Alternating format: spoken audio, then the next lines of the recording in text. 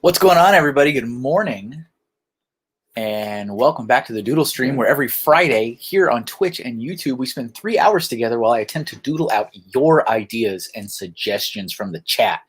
Before we dive into the doodles for today, I'd like to remind you guys where you can find me outside of this program. Check out my website at kevinahinkle.com. You can also follow me across social media at Mr. Kevin Hinkle. If you'd like to follow just my work as a freelance artist, at MrHinkleDraws is where that can be found on all the socials, including the TikTok beast, in which I have joined as of not even a week, I don't think. If it's within your means, please consider supporting my work on Patreon. Patreon helps content creators all across the globe by providing a platform for their fans to pledge continuous financial support. And for just about one more week, ladies and gentlemen, tiers are as low as $1 and max out at $20. That is going to change. It's going to change in November. There are various rewards, exclusive content, polls, discounts for purchasing my artwork online, and lots of goodies. All the names you see on the screen right now have already pledged their support, and they're actually already all aware of the changes that are coming down the pipe, as long as they read. If they read the post. But the changes have been announced, and also all the goodies have been mailed for almost everyone.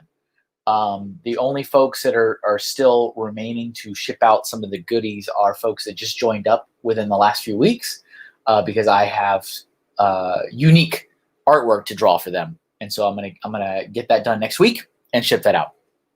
But they'll get all the goodies at the same time. Head over to patreon.com/MrHinkleDraws for more information on that. Last but certainly not least, I forgot I used to say this, huh? Man, look at that. I totally forgot you say it. Drama-free zone, ladies and gentlemen. My streams are always a drama-free zone. I don't tolerate bullying or instigating or prodding or just trying to poke people and invoke some kind of emotional response. You know what you're doing. Knock it off. Find another place to do it. It doesn't need to be on my channel or anything that I run. I haven't said that in weeks, man. I forgot about that. Joining me today, boop, let me move that over there. Let me get rid of that. Joining me today, internet superstar Brian Saviano, a.k.a. Bricks O'Brien. The one, the only, the dynamic duo between Kevin and Brian. What more could you want other than literally anyone else? We got a lot of people in the chat already. Rap, this is like, you were the chosen one. You were meant to destroy the TikTokers, not join them. And yeah, I'm only using it for the sake of just sharing my artwork in another place. That's all. I don't have really any interest in starting my own personal account there. So there is not a Mr. Kevin Hinkle there. There's only a MrHinkleDraws, and it will only be my artwork. Even though it's like a video platform, and a lot of artwork is just static. So I have to do things. I have to like add music and effects and stuff on it. But whatever. It's another place. Actually, what really made me pull the trigger is there was another artist on there, and I do not mean to say this in any type of rude way, but his work wasn't quite to the level that I consider my own work at. Yeah, his work was poo-poo compared to yours. and the dude was raking in the views, the engagement, and also the commissions. They were like all like in the comment thread. It was ridiculous, and I'm like, okay. Yeah. I was like, okay. Mm-hmm. That was the day. That was the day, and it was only because somebody else had sent me the link saying, "Hey, take a look at this, Kevin. I really think you should be there." And I've heard that before. People have told me that for I don't know weeks now.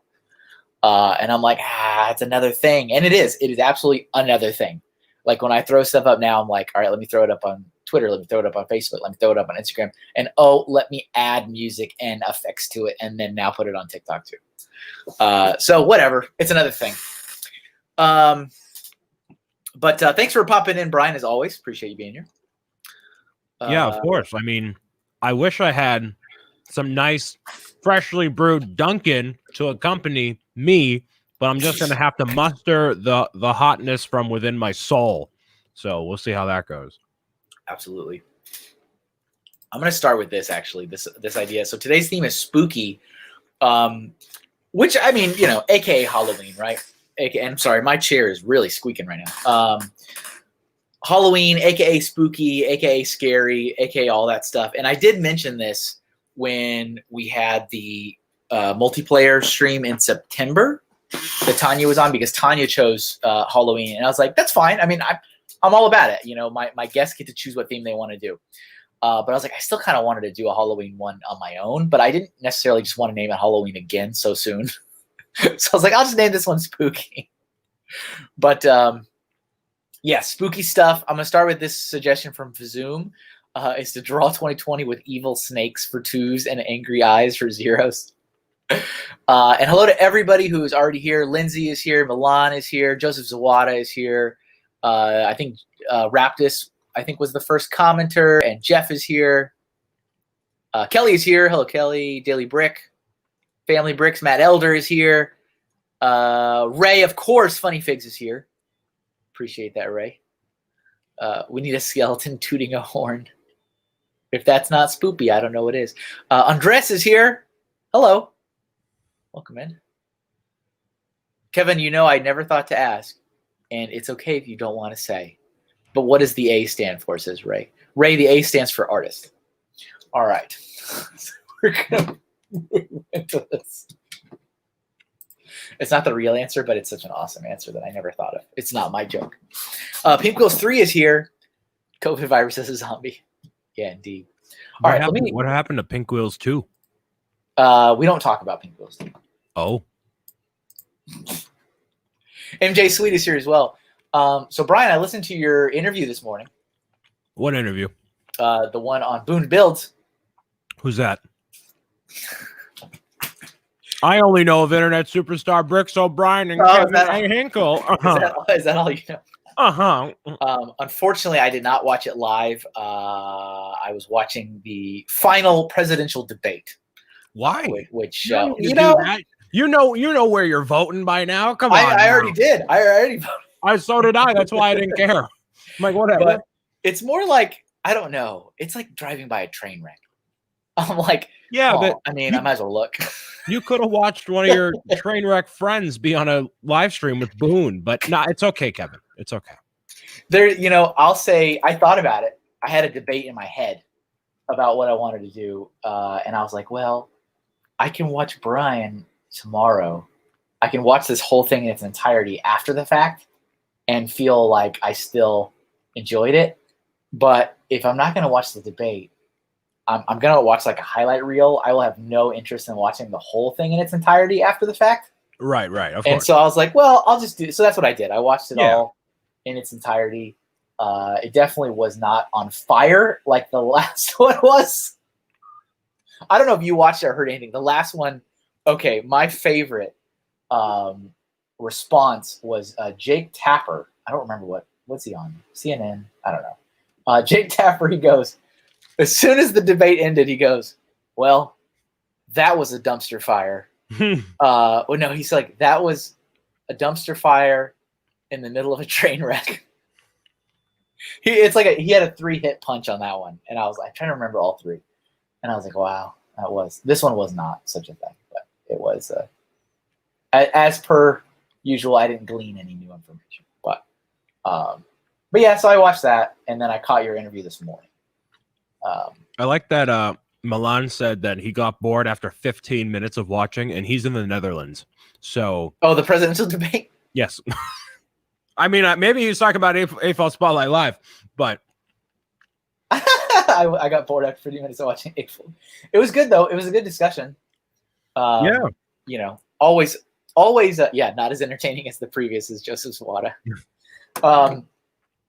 Anytime I hear an interview, this is in no way am I trying to give you a big head, but you interview well. Thank you. That you interview well, and you bring some really interesting discussion, regardless of the topic. I'll say that regardless, and it's a different environment than when we're like talking about Brian, what's your favorite game? Mm-hmm. The chat chatter. It's yes. So I enjoy that. His audience was they are adults. Not to say that my chat is not, because there's a lot of moms in there, but there's definitely some sprinkling of like, Brian, what's your favorite cereal? Brian, what's your favorite candy bar? Brian, sure. What's your favorite movie? So, and Boone, he has some of that too, because of Lego Masters and people just following him for the sake of following him. Yeah, right. But it's not as frequent as with me. So he does a really good job of steering the ship too. Like he does. I'm used to like calling out, people in the chat, or like hey, there's a super chat or whatever, but Boone is like on top of it. So I was like, I'm either in the captain's chair or like co-pilot, but I was a passenger last night, and I'm like, this is weird. Yeah, but you guys should, anybody who hasn't listened to it, it's worth listening to. Something I thought was really interesting, and this is not meant as an insult. I did the same thing with Jeff's. Like, I was like, all right, we're gonna bump this up to 2 times speed. Yeah. And I don't normally do that, actually. I don't. But something I found really interesting is I bumped your interview up as well to 2 times speed. And I felt like there was a couple moments that I had to check the settings, because I'm like, did I not bump this up? Because I don't know if you guys were just talking really slowly in the normal speed, because I didn't watch it at normal speed. But I'm like, why does it just sound like they're normally talking? But it was going. I don't know. It was a weird moment. I was like, I feel weird. Like, I feel like, am I transcending? Am I evolving?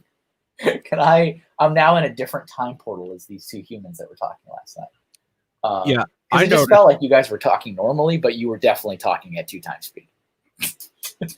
Yeah, it depends on like what I'm saying and how articulate the thoughts are, whether I'm talking more quickly or whatever. A lot of the points that came up were just kind of impromptu, kind of whatever.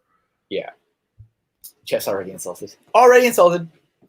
Jeff's always insulted. It's fine. Oh, what was the comment you made that I laughed so hard? You said, I don't even know where Jeff came from. He just kind of manifested himself into my life. It was like pollen coming off of a tree onto my car. Pollen. It's great. It was a really good quote. Like, he just manifested himself into my life. I think he was like bugging Mike on one of his streams, like the Cool Factor, and then all of a sudden, like, it just happened. Yeah. A couple Instagram DMs later, and here we are. And here we are. I realized halfway through drawing that snake that I was like, forgot that it was supposed to be a number. I was like, oh yeah, this is supposed to be a number. Hey, but it still works. Still works, yeah. Poor Jeff. Jeff, your interview was great too, though. I enjoyed that. I enjoyed that interview. I listened to the whole thing, and I don't routinely listen to all of the Faithful Spotlight episodes. Yeah, it seemed like he enjoyed the time together. So it went well. It was definitely a show compared to hangout brick building, like time, quarantine cast, etc. Yeah, different, very different. Yeah, so, and there were still a lot of things that we didn't even like touch upon at all. So I'm like, okay, there's room for more things to be discussed in the future. And I love the mix between more intimidating Lego-esque snake and then like the snack that you have for the second 2. I was, it is definitely not as detailed. I wanted it to be like a darker one. Did you think it was as detailed? No, no. You I should have just left it. I like how you immediately call it out. That's a snack. That's what you just drew. Is that what it is? Yep. How about I give him angry? It made it worse. I'd like to talk to the manager if Mr. MrHinkleDraws about an employee. Well, yeah, I'll transfer you. Yep, this is the manager. That was out of everything in my no, I don't like what I'm doing there. Can't tell it's no. Out of my whole retail experience, the best part of being in charge is when they're like, I want to speak to the manager. I'm like, speaking. I am the manager. So good. It's but then of course they're always like, well, every now and then they're like, give me the number to your district manager. I'm like, let's all just calm down for a second. Right. It's just everybody calm down. Isn't that the worst when like the district manager, like someone thinks that talking to the DM is gonna get exactly what they want? It's like, they got enough stuff to deal with already. Like, can we just not bother? And that's the thing is, all too well is because they got so much other stuff going on that they're even more likely to just be like, yep, give them whatever they want. Get it out of my inbox. I don't want to deal with it. And you're like, but that's a blatant violation of X, Y, or Z. You're like, get it out of my inbox. It's like, right. Gotcha. Alyssa's here. What's up, Alyssa? All the snack comments. Snackies. And people are always so just about everything. People in general. Yup. The days of retail, Kevin. Do you miss it? No, but I will to the end of my days, I will say you, the collective consciousness of people, all of you need, not maybe good. No, you are required to spend your time earning your stripes in retail and or food. I will accept either. I agree. You need to do retail, you need to do food. And if you have not done either, you got no. It's like you need to learn how to treat people is what you need to do. And you learn how to treat people by working in those industries because everybody is just rude out of their mind. But when you do it, you know what it's like, so you don't treat people like that. Maybe it's not even like everyone's rude, but there's also the fact that you realize that the collective consciousness of people are stupid. That's who. It really sinks in, just like how, when people are out in public, out of their element, how, not mob mentality, but just a bunch of sheep walking through Target, picking up their seltzer water and maybe some, Clorox wipes, and that's it. It's very... what is this comment for? Can you read this I love dealing comment from... I'm going to pick another thing to draw. It's a long one, so I'll let you... Joseph Sawada says, I love dealing with angry customers. It was my favorite thing working in retail. I wasn't the manager, but that didn't stop me from being wild. I called security on customers when we don't have security. All right, I'm going to do the COVID virus as a zombie next. That'll be the next one. All right. So are you going to draw like... what's up, Cece? The ball of COVID? Always. I've done it like 5 times. I can't wait till the day that I can request, can we draw like COVID in a grave? And then it's just well, then it would be the zombie. You know what? But that infers it comes back from the dead. Can we not have it come back? Can you, Brian? It's almost November. Don't even remind me, dude. I was so my mind, I'm so off because I didn't have coffee and it makes me sad. In my mind, I said it's almost Christmas. Then it went at almost Thanksgiving. And I meant to say it's almost Halloween. So I went through all the 3 main holidays in my brain before saying that it's almost Halloween.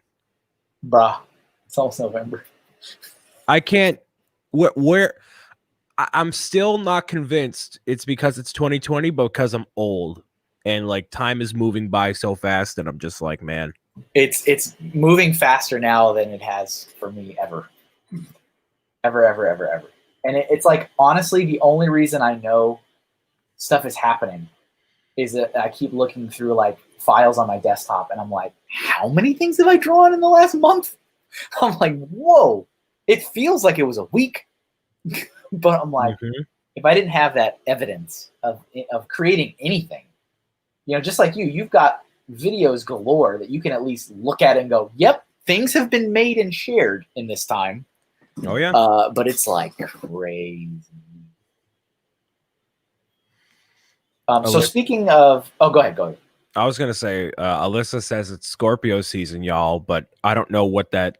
It's like yeah. What is that? Is that what it is? It's just your sign. Yeah, I'm not a sign. I'm an Aquarius, but I don't know if I follow. Yeah. Those things. I'd love to work at a Lego store. Being surrounded by my hobby would be awesome. I mean, it can be awesome as long as you can distance yourself from the hobby. We've talked about that extensively on here, Daily Brick. It boils down to it being another retail job, but depending on the staff you have, it can either make it a lot more fun or a lot less fun, depending. Yeah, and I think just really it comes down to for people in the community, I'll specify. If you can successfully distance yourself from the hobby, then yeah, you'll be fine. But a lot of people, and everybody loves to say, oh, I can. No, it's not that easy. It's a lot harder than you think it is to literally distance yourself from the hobby and be an employee. It's a lot more difficult than you think it is. Okay, so speaking of, what's up, Jesse's Brick Galaxy? Speaking of spooky stuff, or not speaking of it at all, Brian, you're not a big scary movie guy, right? I'm not, no, because my heart rate is already increased enough being a fat guy. So if there's something that pushes me over the edge, that may result in cardiac arrest. So okay, we don't want that. No. But I'm assuming in your life you have seen a handful of scary movies in some way. I assume. Yeah. Oh, so what is the scariest movie you've seen? Oh man. In a not joking way? Yeah. Yeah. Because like I could come up with a fun. Ooh, like I've watched Cars too. Gorge. Go Gorge. The scariest movie I've ever watched. Well, I've watched. I can give you my answer if it'll give you time. Yeah, go ahead. Go ahead. And it was like I didn't know what I was in for, and I saw it, and I'm like definitely scarred for a while. Still, the movie House of a Thousand Corpses. Ooh. I don't know if you even heard of that. Yeah, I have. Okay, yeah, that was not something like it was on TV. Like it had just started. It was one of those like your channel surfing for something to watch. It just started. Like we are 2 minutes into the movie. So you're like, oh, what's this? Oh, it just started. Oh, it's a scary thing. All right. I don't know anything about this. I don't know anything about Rob Zombie. Whatever. I'll watch it. Some of the most disturbing imagery ever in the movie. And I watched it to completion, and I'm like, wow, all right, so I'm done. And it's great because people like Nick, Ghost Freaking Talking, who lives and thrives on scary movies, and he knows that, like, I'm a wuss and I don't really watch that. And I told him that. He's like, dude, you watched that one? That's, like, intense, man. And I'm like, yeah, it was. It was intense. Usually the scary movies that people tell me to watch are the jump scare kind, and I don't find those scary. It's just cheap. So I don't know if like I know I've seen Freddy versus Jason years ago. I've seen like bits and pieces of each of those kind of things, Scream or I guess Final Destination, Saw. Like, I like the idea of Saw. Final Destination. I forgot about that. That Final Destination, if you have anxiety, congratulations. There you go. You're not leaving your house ever again. No. And I was tempted not to, but you can't live life that way. So it's very, very scary stuff. What is this? Do you mean Bat Lord, CC? Bat Knight. Let me look this up. Lego Bat Knight. I don't know what it's like in my head. I'm thinking of the helmet with the bat wings on the side. Right. Yeah. I don't think I've ever watched a Final Destination the whole way, but I've seen enough bits and pieces to go like, wow, okay, guess I'm just not gonna live. Yep. I guess I'm just not gonna ever, like, you really are like, wow, okay, something could go wrong in any direction at any time. And you know what? That's just life. It just, It is. It really is just life. And that is what CC meant. Okay, cool. All right. Nice. I don't remember Jason ever being in space, Alyssa. So I don't. It happened. That seems a little outlandish. It happened, and I've never watched it. I've never watched any of the Halloween movies, any of them. And I do remember the movie poster. I remember it in cinema, Jason X, where he goes to space. And I remember also asking Nick, I'm like, Nick, I demand you explain to me how this got put into space. And he did. He did it, and I was like, I don't know if I accept your answer, but I accept you telling me. No, I wouldn't accept any answer. There's no reason that dude can end up in space. What's up, Cy O'Connor? Welcome. Okay, I'm gonna move to the body. What I do appreciate more than scary movies, I'm more inclined actually to watch playthroughs of scary games. So, have you ever seen gameplay of Resident Evil 7? No. So Resident Evil 7, you're in New Orleans, and it's first person. Resident Evil's typically third person. So you're in New Orleans in this decrepit house, and this family has gone insane, and they're like zombie-like, and there's like black goo coming out of it's all very creepy. You have your flashlight or whatever. And what I was happy about watching that playthrough was the game was so well made, and it had such a vibe to it, and it had jump scares, but like I always find myself appreciating the aesthetics of a spooky area and how they make you feel more alone. And it's not just, here's a jump scare and blood for the sake of it. It's adding to the overall narrative. So that's a really, really good scary game to watch or play. And I loved it. So it's an art. It's an art form, right? Yeah. With television, with film, with games, to like immerse yourself in a scary environment. I don't play scary games either. I mean, I've played very, very few. One that I remember playing because my friends were super pushy. What's up? We got Will Harper and Bricksmith in the chat. I'll switch my dislike to a like when I apologize to Jason. I cannot apologize to this murderous person. My friends were super pushy about me trying Eternal Darkness on the GameCube. Mm-hmm. And I did play that one. That game messed with my head a lot in a good way. But I remember constantly being stressed to the max playing it, and that's how they wanted you to feel. Yep. And so like you were constantly like you never had enough ammo. It's like, here, I remember that game. Did you play that game? No. Okay. I remember in that game, one character in the whole, you switch character, like you go from like being a really fat guy to a really old man to a teenage girl. Like they keep putting you specifically in characters that you feel weak in. And you could, like, the guy that was overweight couldn't run. Right. And you're like, oh, I'm going to die.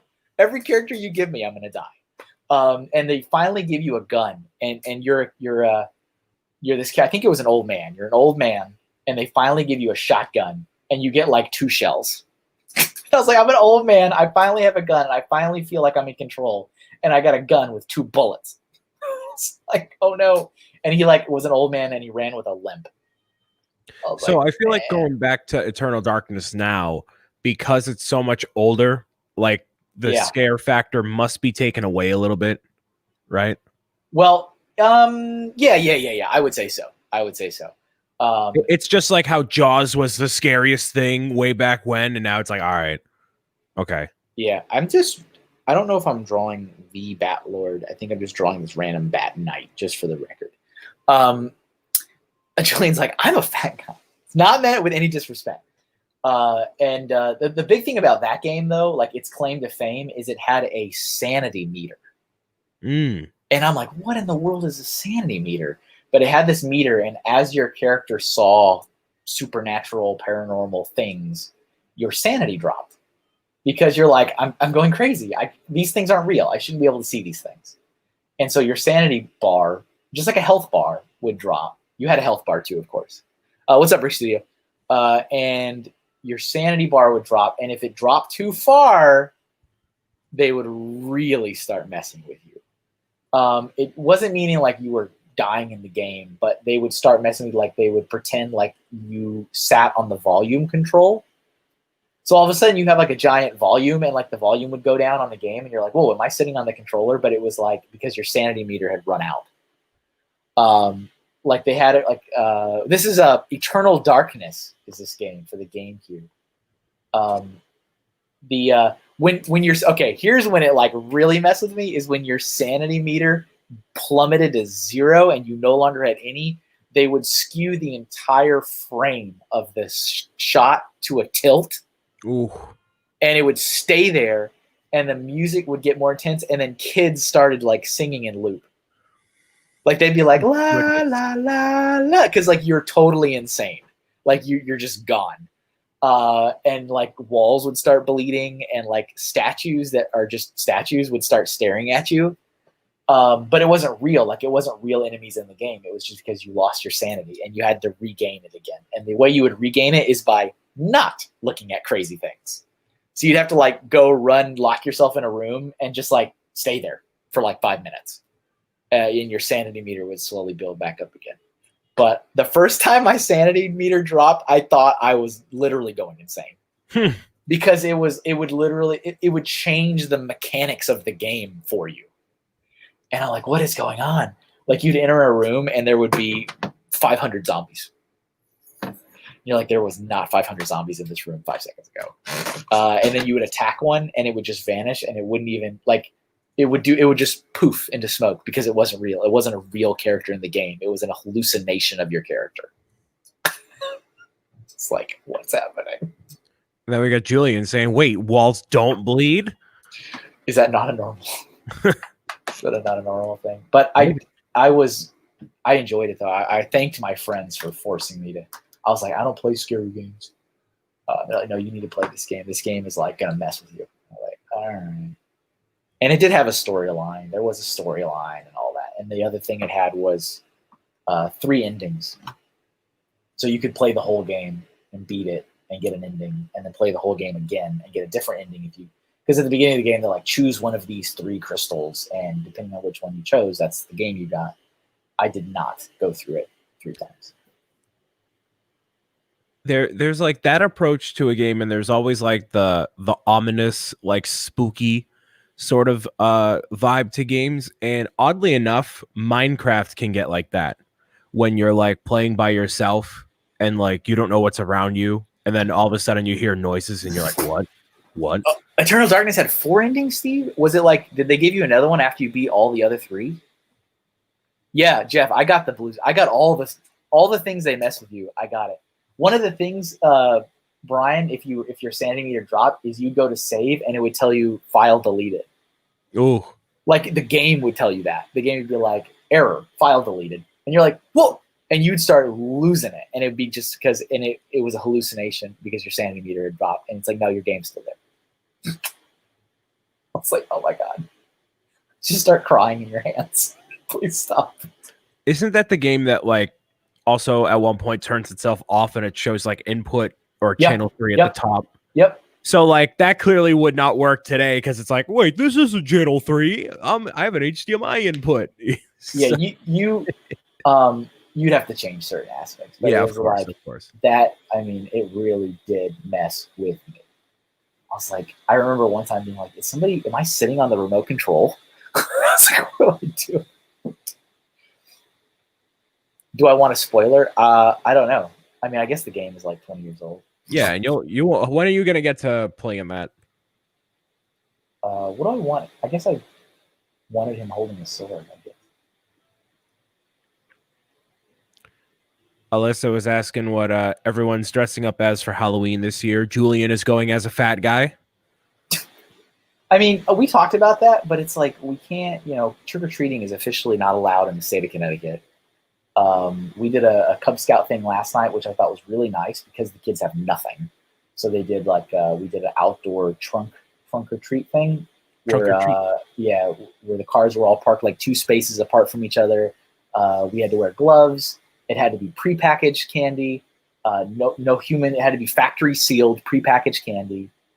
Everybody had to sanitize their hands, wear masks, wear gloves, and that was it. Like the kids are doing nothing else. So we're like, why bother wearing a costume if you literally can't go anywhere? Can't go to a party, can't go trick or treating. What's the point? Yeah, right. Like I've been saying in my streams that like parents should just buy their kids a bag of candy and just eat, or eat it, watch movies, whatever. Parents should just buy their kids a bag of candy and eat it. That's what I heard. Yeah, just eat the kids, eat the candy, the whole thing. Eat the kids and eat all the things, right? Salem, Massachusetts actually canceled all of the Halloween events this year, like Halloween capital of the world, and they're just like, nope, all tourism done. I do remember that, Steve. What you're saying, I do remember. More so now that you're reminding me, but yes. Okay, there's our bat night, Lego bat night. Trick or treat is banned in Ireland this year. Yeah. Didn't they also ban like St. Patrick's Day? Like earlier. Who, Ireland? I think so. They were like, nah, the pubs are closed. Nope. Oh, I don't know. We're letting our kid knock on different doors in the house. I love it. That's parenting, man. Parenting. Do what you can. And brings about the end of existence. That's kind of awesome, Steve, but also like the fact that I would have to bring myself to beat that whole game 4 times to see that. So, Brian, you played video games. Nah. The thing I dislike about video games that do this, like I like collecting games where you have to collect everything and then you get something for it, like a little piece of content or a little extra movie or a little something. I hate it when like the quote unquote extra content is just play the whole game again, except now it's harder. Like I can't stand that. I'm like, well, I felt like accomplished and I did this. I don't want to just do it again and make it harder. Like I hate the Zelda time trials and the Zelda Master Quest because it's like just play the game again, except now we're going to give you no hearts. It's like, well, I don't have any interest in doing that. I also hate when it's like to get a fully complete, you have to just beat it faster. Like now you have a time limit on every level. Like I'm not a fan of that. The worst though is when it's like, here's multiple choices and you got to play the whole game multiple times. Yep. Like, what's your thought process on all that kind of stuff in games? So I have a interesting perspective because a lot of the games that do that are games that are remarkably short and they came out years ago. And so that was the artificial way to extend the life of the game in your console, was by having you do all these meaningless things and whatever. Replay value, right? Isn't that what they say in the biz? Quote unquote replay value, even though it's a bunch of nonsense. Or in a lot of games like Donkey Kong 64, there's a lot of collectibles in there for the sake of it, and they're just kind of whatever. I appreciate you drawing this Luigi from Luigi's Mansion. Absolutely. I figured you might. 100%. So that was all to artificially extend the gameplay, and I don't like it. I never bother with that stuff. I always just beat my video games one way through, and then if there's not enough value to go back and redo it again, then I don't. I can only think of maybe one game in the past 5 years that I've gone back to replay immediately afterward because I had all the cool stuff for it, but it was Ratchet and Clank on the PlayStation 4. Oh. It was very short. It was a very short game. It was only $40. So they don't do that as much nowadays because there's just a variety of games and other things you can do. So like the philosophy of games, as you could probably assume, is they want your attention. So they're Moto, hello. They're also competing with like Netflix and Amazon Prime and literally every other form of media for that attention. So when you tell a 6-year-old, hey, you can get this alternate ending for playing this entire game again, they'll be like, nope, I'm playing something else. Goodbye. And that's it. Yeah. You know, so that's why that doesn't happen nowadays. And I'm fine with it. I don't mind that at all. Gotcha. and usually multiple endings, that usually doesn't happen either. Because like, you know, if something has a multiple ending, hey, do I want to spend another 10 hours playing the campaign of this game, or do I want to pop on YouTube for 30 seconds and see what the ending of this game is? All right, cool. There it is. Like for me, one of my greatest childhood memories of gaming and finding extra secrets and things was Donkey Kong Country 2. Like I have very fond memories of as a kid, beating the game, and I wasn't really super interested in like the whole collectathon thing because I'm like, ugh, collect everything. And I remember I beat it, and you know, this is the era of like Nintendo Power Magazine. There's not really internet. And then they're like, but did you get to the Lost World? I'm like, the what? I was like, the what? There's a Lost World. You have to collect all the bonus coins, and then they'll unlock it. I'm like, they'll unlock it? And I was like, I got to do this. And so I did it. And it literally unlocked a whole nother world. And then you beat those levels, and you realize that the main, K. Rool was not really defeated. He was waiting for you there. I was like, this is awesome. And then I did that. And then on top of that, they had the DK coins, which again, I was like, do I really care about finding all the DK coins in every level? But then you beat the game, and Cranky's like, well, you did all right. Just so you know, these guys also play the game. And then they put you on stage with Mario, Link, and Yoshi. That's awesome. And you're, depending on how many you've collected, you're either first place, second place, third place, or you're not on the board. And I'm like, I have to beat them. I'm Diddy Kong. I must beat Mario and Link and Yoshi. And they had like a little trash can next to the stage, and they had Earthworm Jim's gun and Sonic the Hedgehog shoes in the trash can. That's awesome. And like that as a kid was like huge inspiration for me to go back and find everything. And I did. And now as an adult, I don't ever consider that game done until I have found all the coins, all the DK coins, Lost World. And of course, if you do all those things, you get the coveted 102% complete or whatever. But I feel like the reward is worth it. Like you literally get an extra boss fight, you get an extra world, you get like little cutscenes and stuff and jokes that you don't get to see unless you do those things. That was worth it. I think that's a good example of it being worth it. And but it was worth it for you as a kid, over 20 years ago. Yeah. So what would be worth it for a kid now? Like I always think of it from that perspective. Yeah, sure. I get that. I don't know. I'm not a kid. Right. So, and you have like nostalgia for that game in itself. So one game, I think about that when like, oh, you know what? I will say before you finish that thought, I've mentioned before that I'm replaying a lot of these older Super Nintendo games with my son, who's 7. And I keep purposefully keeping things from him because I've already played all these things, but I don't want him to know. And when we played that game together, I didn't tell him that K. Rool wasn't beaten. And when we found the Lost World, he was like delighted. He was like, Dad, what is this? I'm like, it's a secret world. And he's like, who's going to be the boss here? Like, I don't know. And when K. Rool came out and he's like literally shaking off the water because in the last fight you knock him into the water and you think he's dead. He was like, he like got up and jumped up and down and was like, he's alive. I was like, we must beat him. And so, but I mean, I don't know if he would necessarily have done that if I wasn't sitting there pushing, saying we need to find all the things. Of course. But go ahead and keep your train of thought on kids today. No, I was saying with me, and I normally don't 100% games either. It's very, very rare that I do so. The last game I 100%ed was Mario Odyssey. I've done that twice. And that's impressive to me. Yeah, and I mean, the main campaign is like 7.5 hours, but there's so many little things that are unique about the moons along the way that you can find a lot. But if you had this mentality on Legend of Zelda, Breath of the Wild, are you really going to collect all those Korok seeds for a little pile of poop? Like, no.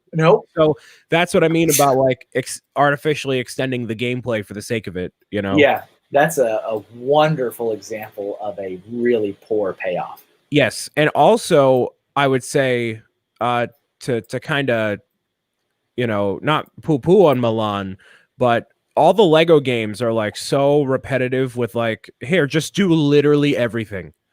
All the characters, all the things, all of them, and do it twice a year because we release games twice a year because they're copy and paste.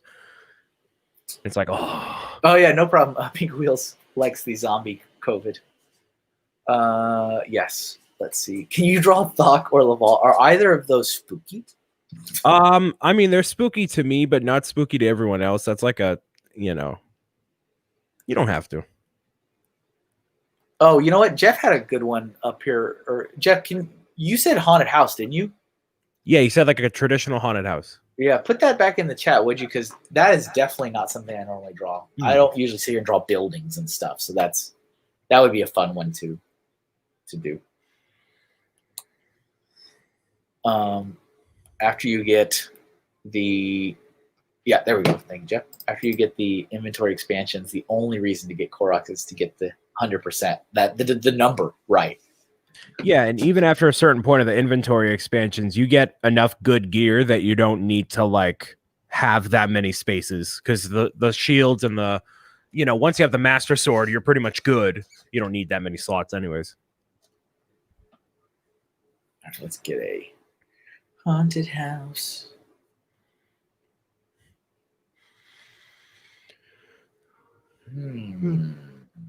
And Persona 5 is another one of those games you got to play a bunch of times to really get it. But that's the whole point of that game, is like, it's like 100+ hours of whatever the gameplay is.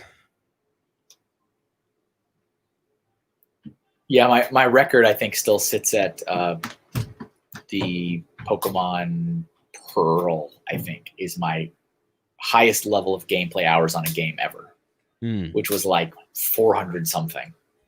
After that was Breath of the Wild with like, I think 300 something. You spent 300 hours in Breath of the Wild? Brian, when I bought that game, and remember, I'm a lifelong Zelda fan.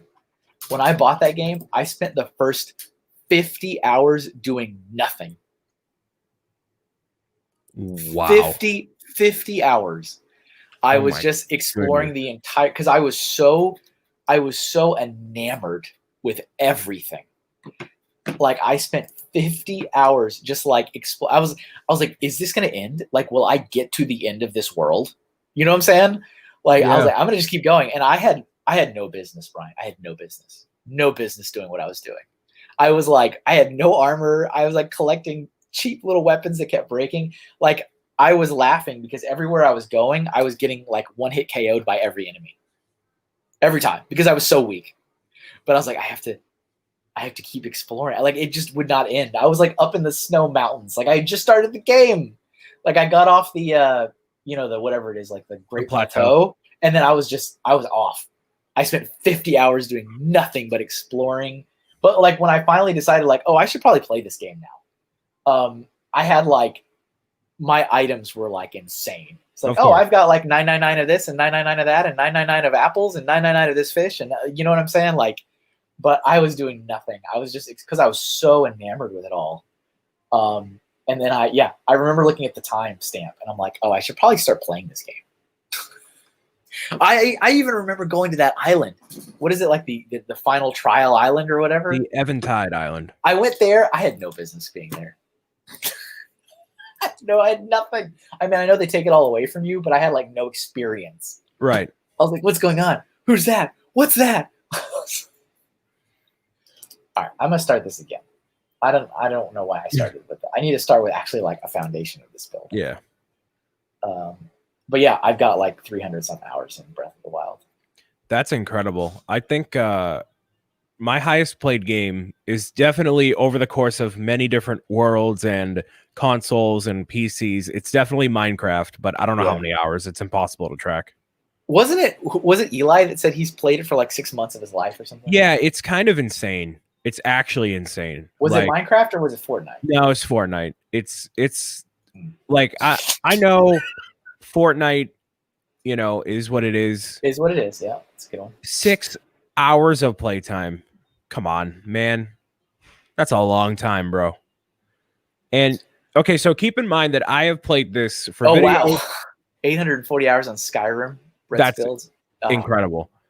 I have played Fortnite for videos and live streams as a part of my job, right? Yeah.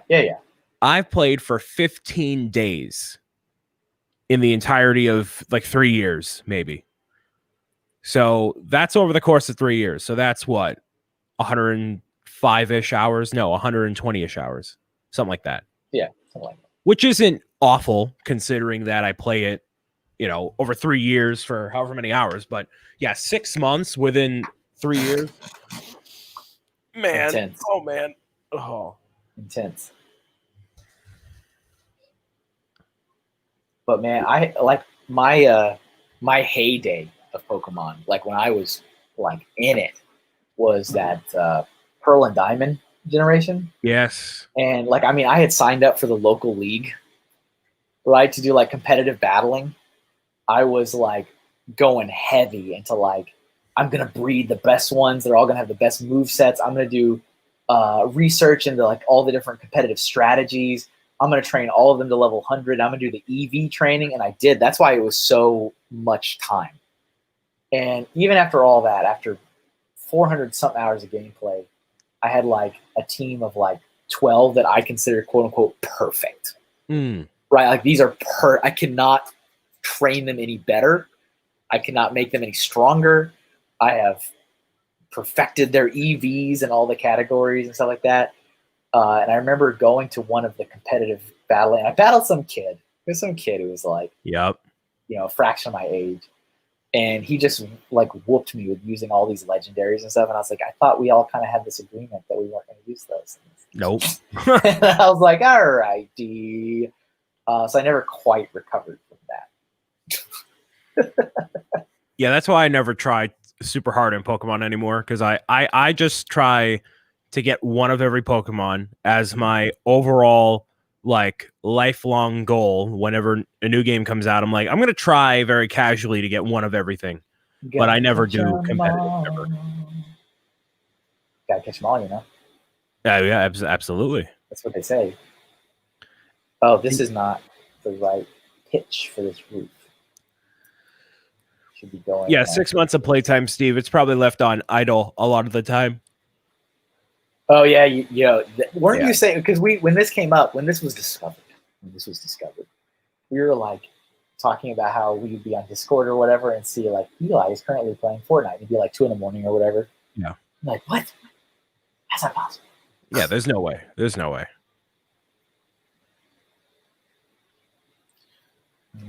Chimneys. Milan doesn't want to know how much time he spent in Lego City Undercover. Yeah. That was a good game though. It's one of the better Lego games, I'll say. It's an underrated one. It's super underrated because there's no IP. Right. With it. So it's exactly. like, oh, it's not a Star Wars game. It's like, well, but it's also like a pretty big love letter to like almost every homegrown Lego theme ever made. Almost. There's some exceptions, but it definitely feels like it is.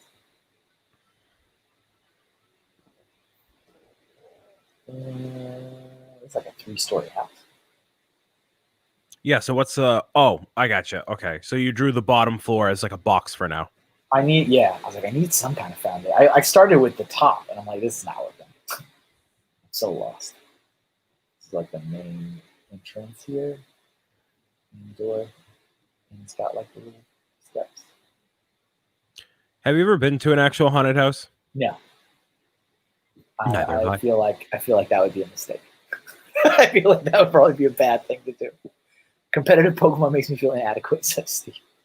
Hey, tell me about it. That like seriously, this kid was like 8. I was definitely not 8. And he like just whooped me. And like he shook my hand, he was like, good game, and walked away. I was like, I don't know how to process what just took place. But I mean, the cool thing about it was I was there, so I got like, they always at those competitive things they give out like special event Pokemon stuff for it. It's like, well, I got this. I got this to show for my time. Right. They actually came out with a new Pokemon DLC last night, so that's going to be probably what I do after this. Oh yeah, Nick was talking about that. I think on one of his posts or something. I was like, oh yeah, that's a thing. I still have never even played that game. I don't really have necessarily a big desire to. Now, for you, it's not a really enthralling game.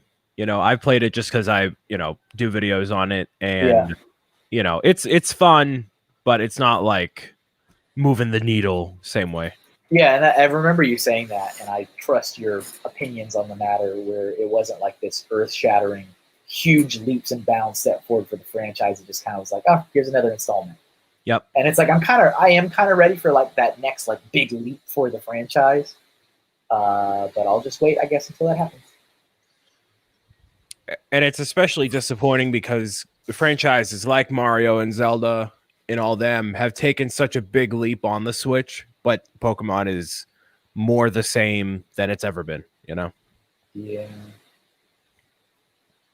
This haunted house looks good. Thank you. Yeah, I think I'm set with that one. What do we got? What's up, Hawkeye? I don't know if I said hello to you already. Hawkeye Lego Man is here. What do we got? Let's take a look at some of these suggestions that people are throwing out there. Yeah, and Pokemon Go. I stopped playing Pokemon Go like 6 months ago.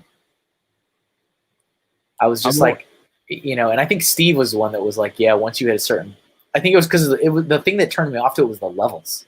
I got up to like level 37, I think, and it took me like entire year to get to that. And I was like, yeah, I'm good now. I'm done. I'm done with this. Yeah, to go from level 39 to 40, it takes you the same amount of XP as it did to get you from 1 to 39. Yeah. Oh, what's up, Ken? Welcome, Ken. Sorry, I missed your comment earlier. What do we got? Let me take a look at these suggestions.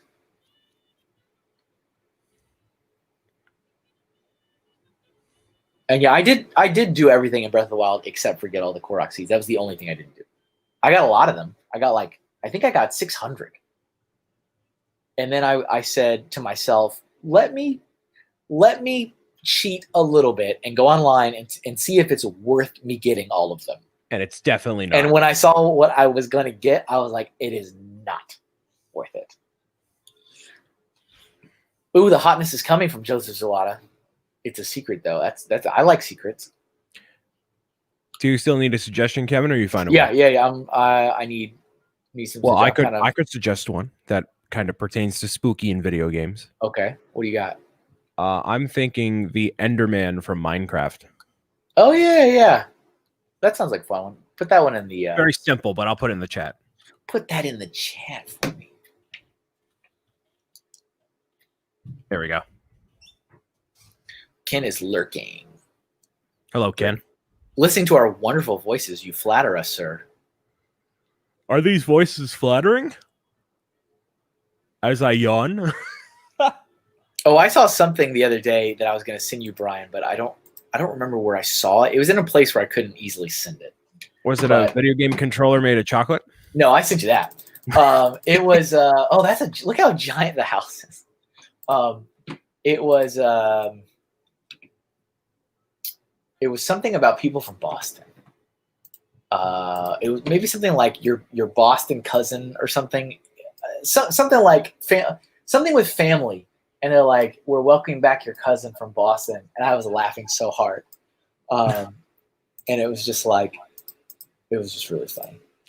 Oh, something I haven't brought up to you in private, but I guess I'll publicly say it here because why not? Great. There's Kevin, the kids are talking. Okay? Oh, are they talking the Instagram kids or which kids? Those are the only kids, right? They're talking. The kids, a little chitter chatter on the schoolyard that I'm hearing about residual information that the O'Hanlons may be making their way over to the Boston area sometime next month. The Instagram kids are talking about them. Hashtag BTB leaks. Hey, BTB leaks is where you get it. Yeah. The sad thing is sometimes you do have to wade through a bunch of nonsense posts that has nothing to do with BTB leaks, but you got to follow the BTB leaks to get. Of course. So yeah, you had mentioned a thing a couple weeks ago about being up in this area next month. Yeah. But if you would like to reconsider that plan to coordinate with the O'Hanlons, that could make for some hot and spicy, just fun hangout time. Yeah, I would. I more than likely I could make it work. Yeah. I think they gave me dates. I'll check. We'll talk. Our people, we'll talk. The best time you've ever said "we'll talk" is when you and Kirk were saying it at the same time. Yes. There was a quarantine cast once upon a time, and you kept saying "we'll talk," and he kept saying "we'll talk," and you both said "we'll talk" over each other, like you said it like 5 times in a row. I was like, they're out. We'll talking each other. We'll talk. That would be kind of fun. You think around the holiday though? Not that holidays mean anything anymore. No, it would be the weekend of the 13th. Okay. So you're looking at the weekend, not the weekend before Thanksgiving, but the one before that. Yeah.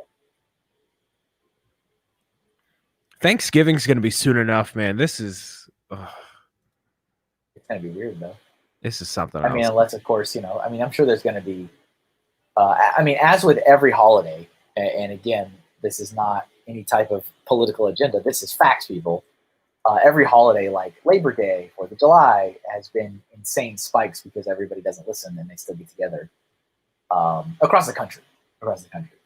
And so, here we are, Thanksgiving, and they're like, we get it. It's going to be lame. Please don't meet with your family. Please don't get together. They're going to do it anyway. Yeah. And we're going to have another giant spike again, like every other holiday in the last few months. Golden Light Pictures is here, and Howie is here over on Twitch. Hello. Kevin has an agent. Yeah. My agent. Who is my agent? Who wants to be my agent? I think Joseph Zawada would be a good agent for you. Weed out all the nonsense. Joseph Zawada is awesome. Ninja Man. I don't know why, for some reason, I decided to draw him like straight up like mugshot. Is this the man? Yes, that's the one. That is the guy.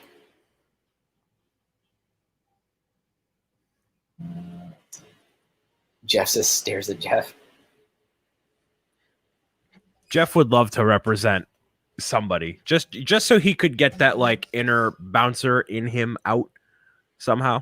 Oh, actually, now that I remember, I was at the Brick Fair, Alabama, 2018. Okay, so 2018, and this was still when I was like very much trying to find opportunities and commissions and stuff to work. I was there and I was actually talking to Brick Show people. I think they came up to me and were talking to me, and Matthew K was also there talking to me. And Matthew just like got like slightly in front of me, and he's like, "You guys want Kevin to work for you?" And he just started talking, and they were still talking to me, and I was still responding. And then eventually they stopped talking to me and started talking to him. And then I think it was Steven maybe was like, "Are you his agent?" Because Matthew would start to like debate like rates and stuff. What's he doing? Like didn't talk about any of that. We were just talking, and they came over and started talking to us. And I was like, you know what? I'm gonna go with this. It's like, what are you gonna? And they did. And I mean, I got like 2 jobs out of it. It was interesting. I was like, wow, that was fun. Matthew K seems like a good like front man. Like, hey, can I help you guys? What's going on? That man. There's a reason he's got his marketing and business degrees and all that junk. He knows what he's doing. Of course. Here's a random fact to kind of divert the conversation from what it is to like nothing. What it is to nothing. Okay, go ahead. So I was doing research on Sesame Street because I was doing the review.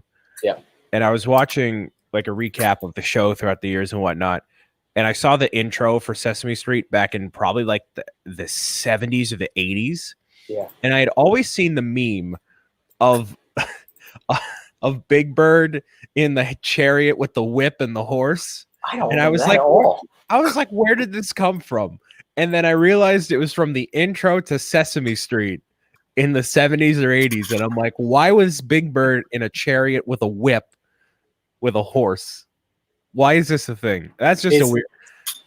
Howie says, is spooky different than scary? No, not really. No, not at all. No, it's Howie. It's mostly just me wanting to do one because we did. Obviously, when I had Ray on, and the guest always gets to choose a theme. So Ray chose scary, And that was cool. I enjoyed it. And then Tanya was on last month, and she chose Halloween. I'm like, man, okay.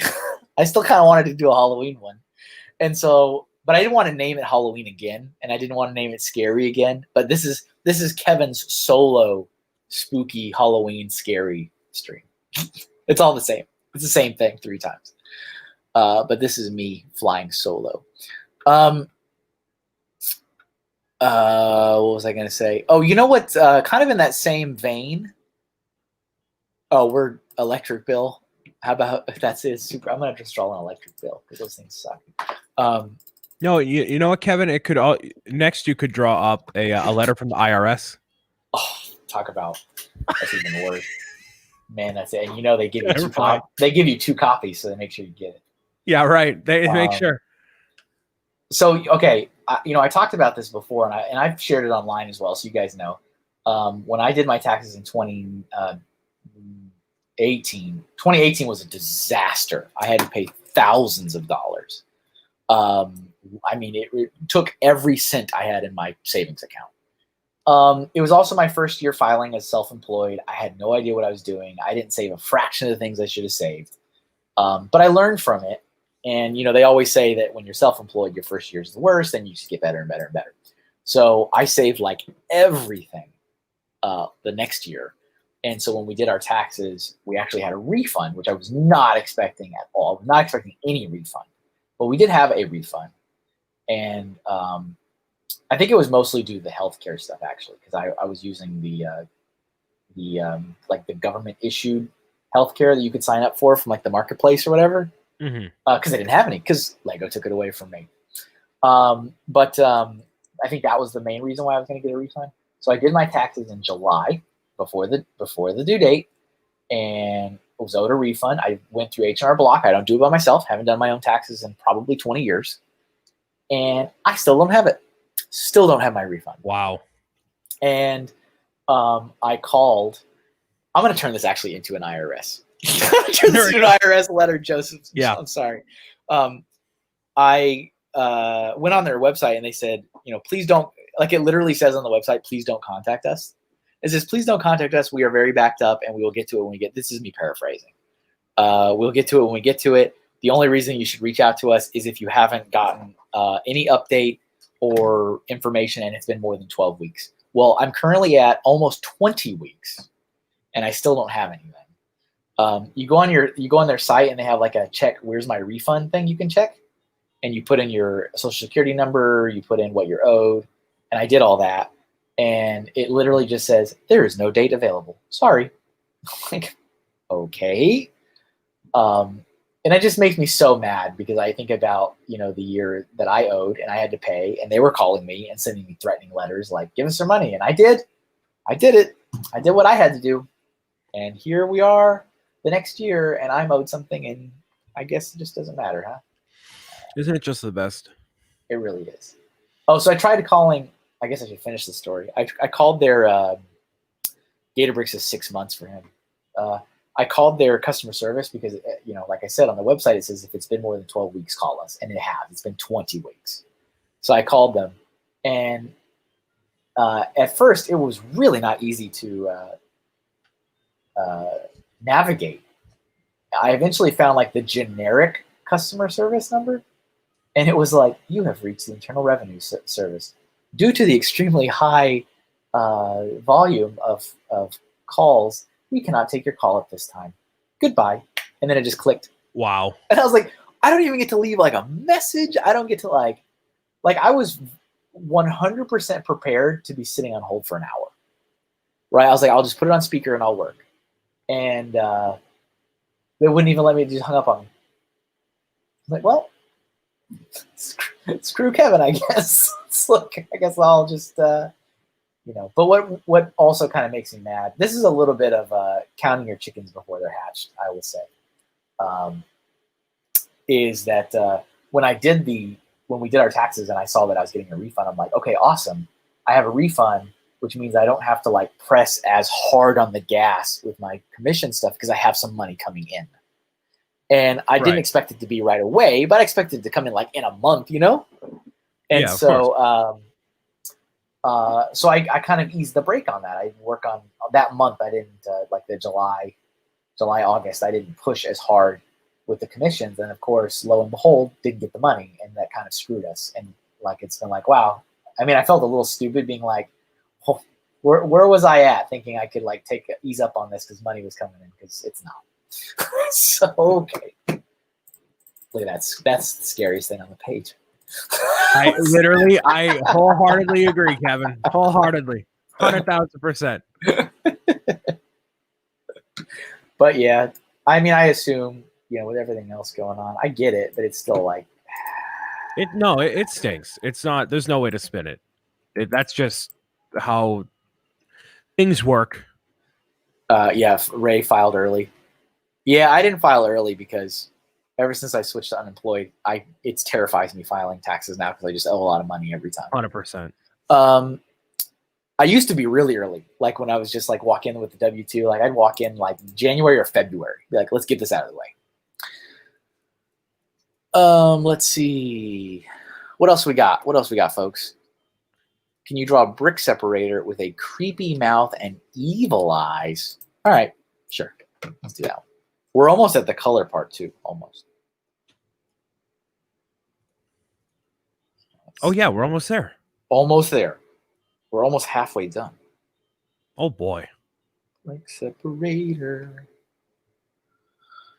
Connecticut electric bills. It is. What's really sad is you look at the breakdown and they're like, how much electricity did you use? Like, well, you used $84 worth of electricity. I'm like, okay. How much did it cost me to get it delivered to me? Like, well, it cost you $200 to get it to you. It's like, what? How does that even make sense? I don't know. It's a big thing. It's actually a pretty, like, our electric company is actually in the middle of being sued by like a dozen people because it like skyrocketed a couple months ago. And they were, they did the whole investigative journalism sting operation to figure out what was going on, Right. And they had revealed that they raised the delivery cost to all the customers because something was in. Okay, let me try to explain this. I guess there's a power plant somewhere in Connecticut that was old and it needed to be remodeled. And so there was an agreement that the electric company would switch off to some other source for the electricity for a few years while they tried to remodel this old power plant. And that apparently was fine. It didn't cost anybody as much money or whatever. And now they finished remodeling that old power plant, but it's old and it does cost more to operate even though it's remodeled. And so they're passing the savings on to us. And so it's not the electricity. Like you're literally not using any more electricity, which is why it reflects in your statement saying, well, you used $80 worth of electricity. But the delivery that they're having to pay to get it from this old power plant is costing them like 3 times as much now. And so like everyone's like, I got an idea. How about you just not use that old power plant? Like clearly we got power before. Right. So can we just go back? But then I guess there's some agreement. There's red tape involved, whatever. I don't know. It's annoying. But because of this, everybody's electricity bills in Connecticut in the last couple of months have all like jumped up, like doubled and tripled in some cases. The more I hear about Connecticut, the more awful it is. You get one rainstorm, you're out of power for 5 days. For a week. Like what? Why do people even bother? Like I've never heard a single like good thing that's like, you know what, this Connecticut place, I like it. I don't know. Like I said, I haven't looked lately, but a couple years ago, it was like one of the like top most vacated states in the country. Like, oh man, like mass exodus, people leave all the time, which is not normally good. Yeah, you don't want that to happen. Hey, we still don't have tolls, so there's that. Well, you know what? That's great. That's awesome. I just like a couple days ago got my bill for the Massachusetts toll when I came and visited you. Oh, really? That seems like a little longer than average. Like, I'm like, you should have sent this to me like a month ago. Yeah, but your bill was like what, $1? It's like, yeah, like $4. It costs them more to process the check than it does for me to pay. Of course. But it was like, it was really weird. Like I had totally I was like, did somebody drive to Boston and I didn't know? Like, yeah, right. No, I haven't left. I've only gone to see Brian. It was weird. Okay. We need to make this brick separator spooky. Did everybody stop talking or did the chat freeze? No. People are talking a little bit. They are? They're enthralled with the sounds of our voices and complaining about taxes and electric bills and bills in general. Oh, really? Okay, yeah. My comment, the last one says, I got a bill from January by Alyssa. That's the last comment. Yeah, that's the last one that's here. Okay, all right, good. Okay, all right. I just everyone's so enthralled. It's the, yeah, nobody likes talking about bills. That's for dang sure. See, hey, Ken is still here, so. Thank you, Ken. This is really the spooky episode. Nobody wants to talk. You want to talk about scary stuff? We'll talk about scary stuff. We're going to talk about bills and IRS. Yep. It's like no one wants to jinx it. They're like, we're just not going to say the 3 letters together. How do I want to make this scary? What do you think? I guess the eyes could be like this way. That kind of is dumb. Alyssa is looking for a sugar daddy, but Funny Figs is a salty daddy. And I'm a salty daddy. What a quote, you know? You know, salt used to be worth quite a bit in the old world. In the old world. It's worth a lot in my chat. It's salty, worth a salty O'Brien. Are we rocking Fireside? No, there's no Fireside. No. There's no need for one. No, not today. No. There's nothing going on in the world of Brian that needs to be stood on a pedestal and complained about in front of 25 people. Not this week. Not this week. Just specify. Not this week. I guess I'm just going to do what I was going to do. It's going to be all kind of wonky perspective, but I was just going to add a face over here.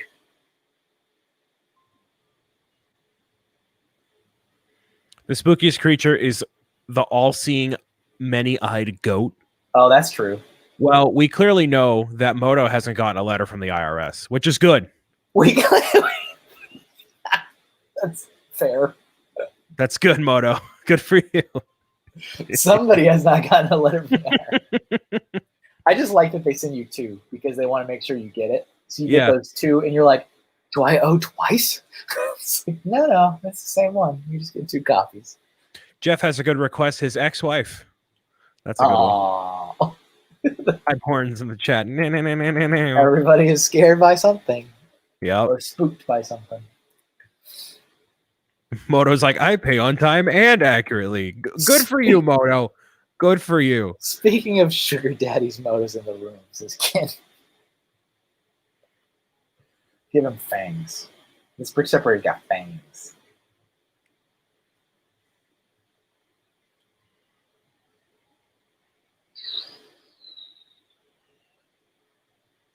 Do they have state income tax up there? Oh, yeah. Massachusetts? Yeah. Oh, yeah. Bet your bottom dollar. I miss Texas not having that. You know, that was a big reason for if I were to move, it would be for that. But I'm also like, nah, I don't want to live in Florida. I'm all set with that. This brick separator, it just looks like a face superimposed on a brick separator, which is basically what it is. Right. There we go. It kind of reminds me. It is. Kind of reminds me of the pencil I did that Fazoon had asked for, like on the school episode, and I just drew a face on a pencil. Kind of reminds me of that. But I like that one. It was funny because it was like terrified of getting put in the pencil sharpener. Well, Milan is happy with it, so that's all that matters. That's all that exactly. Then all's forgiven. Yep. Howie says, shout out. Rich people make it rain with bills. I make it hail with coins. Ah, my eye. Coins. Is that a Sacagawea coin? Ah. Okay, what do we got? let's do another one here. Lindsay says, "Add my ex-husband." All these ex. It's just like a terrible, twisted family reunion portrait. What do we got? What do we got, folks? Firesides are my favorite," said Joseph Zawada. See that? Well, thank you, Joseph. Let's see. I could be like there was already a daddy. Oh, sorry. No, I was saying Ken says I could be a sugar daddy, but I'm already married and give the rest of my spare cash to Kevin, so he can lower it, pay his power bill. Thank you, Ken, and buy new markers too. Okay, go ahead. Say what you were going to say. I was saying to Golden Light that the spooky 2020 thing has already been done in the chat up above, or rather on the palette up above. If you want to show that for a hot second, Kevin. Oh wait, which thing? The spooky year 2020. Oh yeah. It's the snakes and the evil eyes. Yeah. So there's that one right there. And Alyssa said that Joe Exotic got 3 husbands and I can't get one. That's terrifying. True. Can you believe Tiger King happened this year? No, I can't. I really can't. I thought that's like 5 years ago. Yep. Let me look up some of these.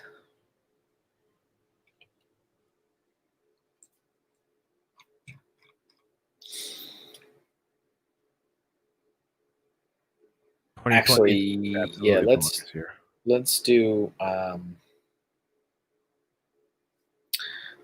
let's see. Up here we've got from, I think it was MJ Sweet. If I wait, maybe yeah. Here we go. One of the FNAF characters, right? Yeah, that's spooky. That's scary stuff. That's Trump victory on November 3rd is super scary. Let's not go there quite yet. I was just talking about how last year I remember staying up and watching, like, the live election results. I did too. Yep. And I remember being really, really tired. And I don't remember. I think it was maybe 12:30. And I was like, you know what? I'm tired. I'm gonna go to bed and wake up and see what he lost. Yeah, right. Bed, and I woke up and I was like, well, that's not what I thought I was gonna read. Nope. All right, what character? I'm trying to think of the character I haven't drawn before, and I'm going to go with Bonnie because I don't think I've drawn Bonnie before. You would actually know better than me. I'm not a Five Nights at Freddy's guy. I'm just like, I've never played the game, but I am super, super like intrigued by the whole lore of that franchise. It's just like, it would make an absolutely great movie, I think. And I know they keep trying to do it, and they've like changed studios twice, and they've changed script writers twice, and it's just like, and then, the world fell apart and they got delayed, but it's like, it is a really interesting story, and not in a happy sense by any means. It's of course. Just really, really interesting.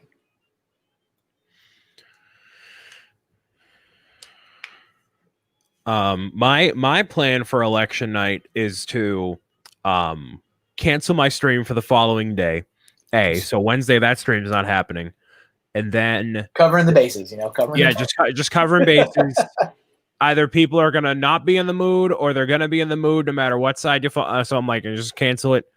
And I'm going to do what I did in the 2016 election. Was not exactly like it was last time, but I ended up getting a giant slice of 5-layer chocolate cake from Cheesecake Factory, and I'm sure that helped. I'm sure that helped. It did. It absolutely did, and that's exactly what I'm going to do this year. Yeah, that helped last time, for sure. Just sit in this office until who knows when, and just watch it. It's so incredible. They were saying last night how, was it 42 million? I think 42 million people have voted already. Yeah, it's like a record high number. I think that's what they said. And that number is 1/3 of the total votes cast in 2016, all things considered. That is incredible. Like all types, like absentee, in person. Like the number now, early voting by mail is 1/3 the total it was in 2016. So there's probably going to be record numbers this year. Yeah, indeed. which is good in the long term and with this year specifically. So cry on cheesecake, says Lindsay. What better way? No, regardless of what was going to happen, I'm like, you know what? This is a good way to spend my night. This is a good way to spend my night. Right?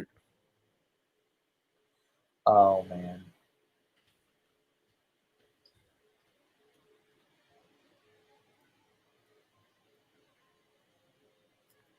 Florida pre-count, so we should know Florida election night. Well, we will know nothing until Inauguration Day, as far as I know, am concerned. We may know less then. True. We may go backwards.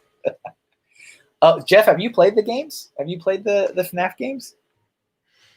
I feel like I couldn't play them. I feel like I would like actually have like a heart attack or something. I do like playing. I do like watching people playing them, and they're super like over dramatic reactions. Like I literally, the only content period from Markiplier that I watch is him playing these games. I have no interest in anything else he does.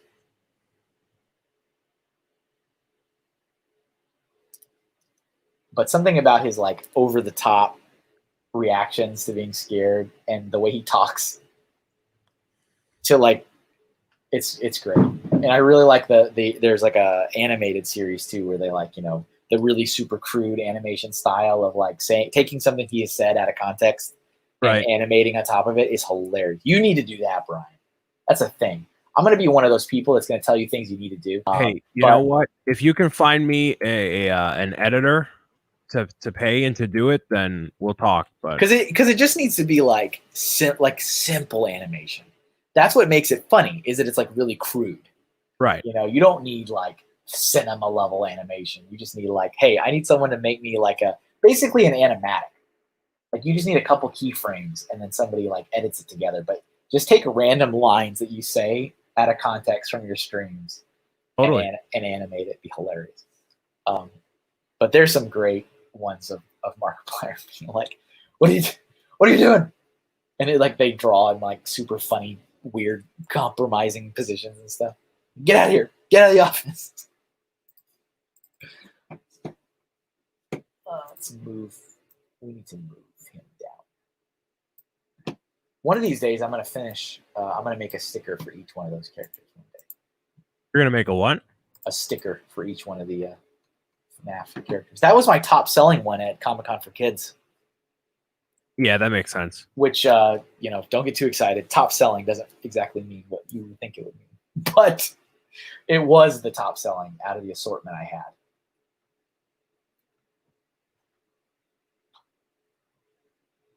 And I was planning to do like another character each wave, which is why I did the Foxy one the second time. But then I also changed my whole style, so I need to kind of redo those and restart.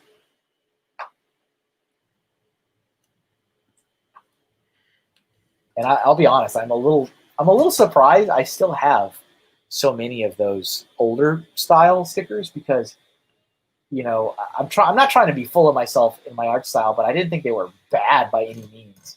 And when I marked them down to $1, which, as you know, Brian, someone who's ordered stickers, like usually one sticker, I don't know, like $1.05, $1.03, like that's my cost to make it.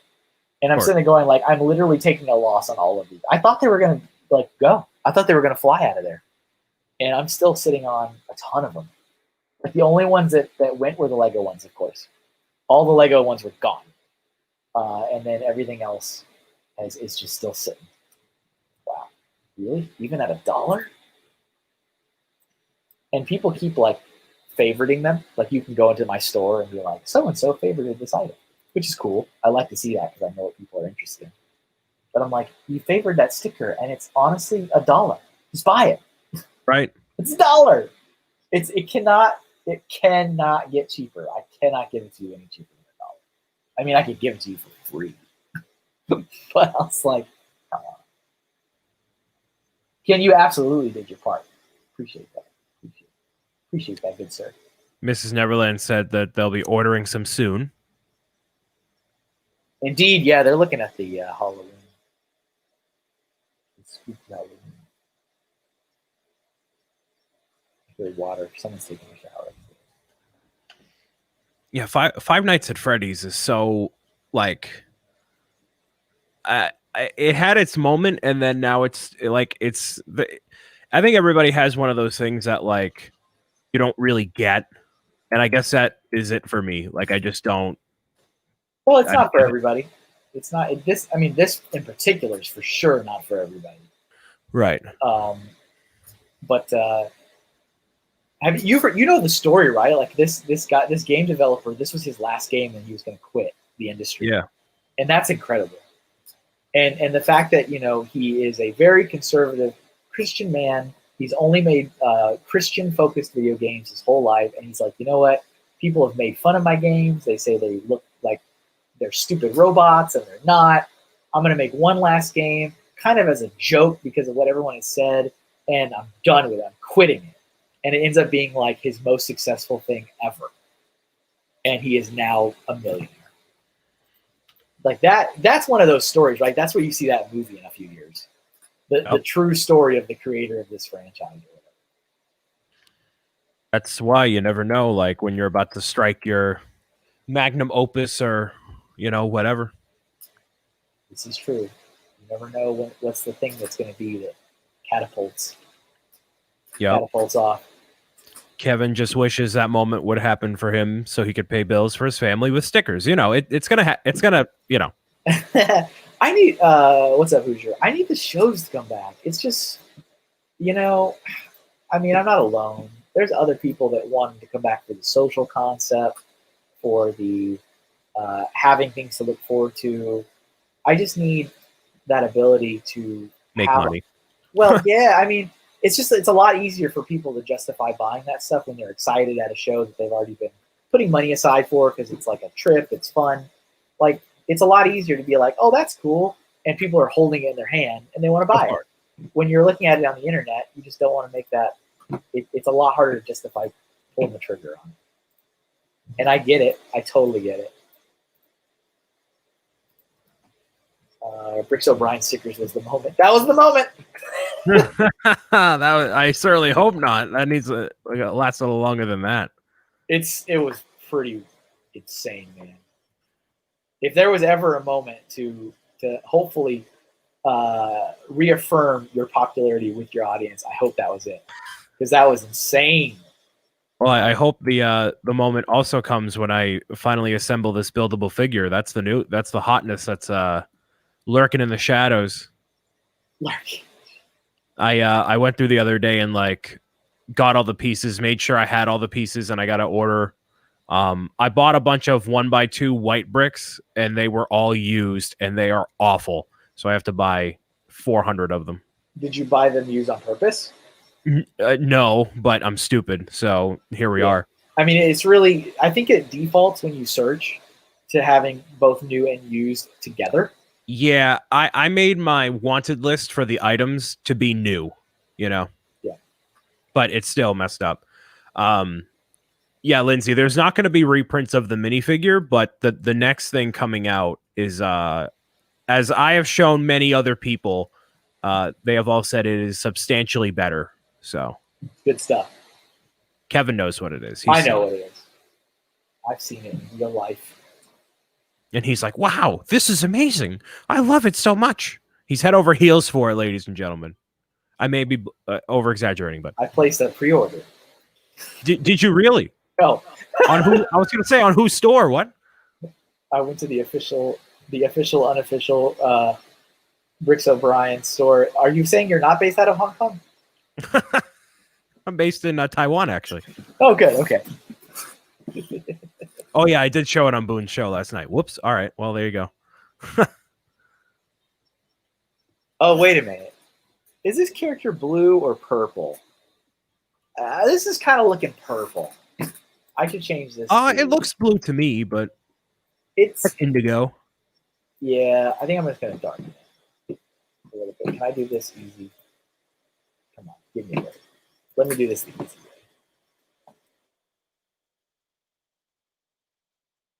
Oh, I have the toy. Oh, that's purple. Okay. Forgot that I've got like the McFarlane toy sculpt of the first cast and it's definitely purple. If the official licensed toy is purple, then it's purple. And I was recently upset because I saw something. What did I see? Toadette, right? Toadette is pink. Yes. I made Toadette like very light purple. And I've been trying to wrap my head around that. That's like the sticker. The sticker I have is like Toadette is kind of like a really, really light purple. In the pinkish family, but not pink. It's not right. Pink. And I'm like, why did I come up with this if it's pink? And there's a couple like Google reference images where it's more of that shade, and that's the shade I, for some reason, picked and I dropped into the piece. And I'm like, man, that threw me off. So, but most people haven't noticed it. I've noticed it. It makes me angry. No, the sticker, the final design you went with? Yeah. No, it looks fine.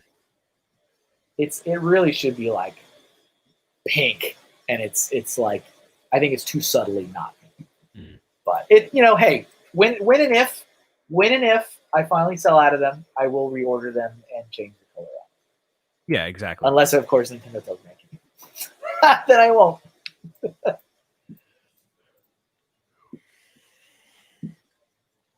Apparently, the 2020 and McFarlane toys are in cahoots and doing well. I couldn't get into like those toys ever.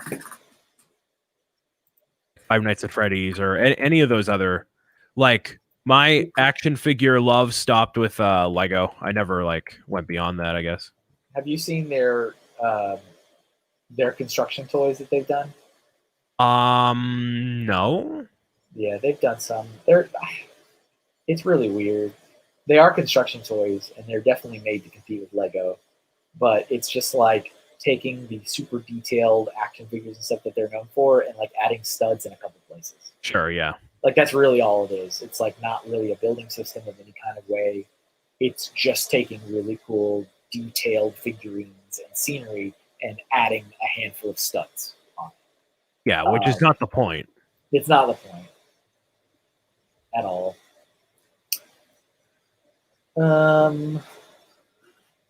Okay.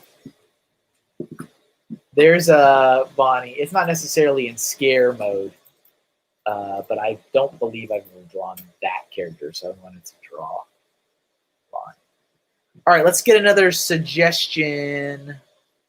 This is a suggestion, right? Mimikyu. That's the spooky Pokemon. Let's do that.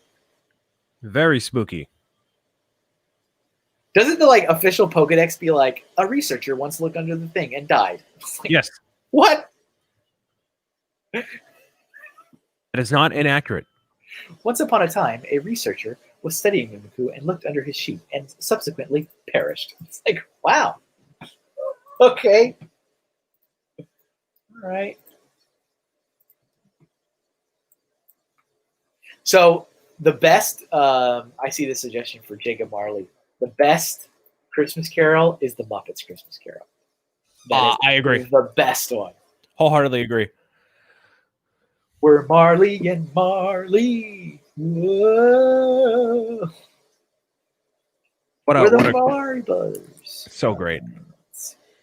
So that was something disappointing about my Sesame Street review. Was at one point I called Sesame Street the Muppets, and some people were like, "Actually, Brian, these are Muppet. These are Sesame Street. These aren't Muppets." And I'm like, "Are you children stupid? Are you children stupid?" I mean, it's like that's like really starting to drill into like the semantics. Is it by Jim Henson? Yes. Is it part of Jim Henson's studio? Yes.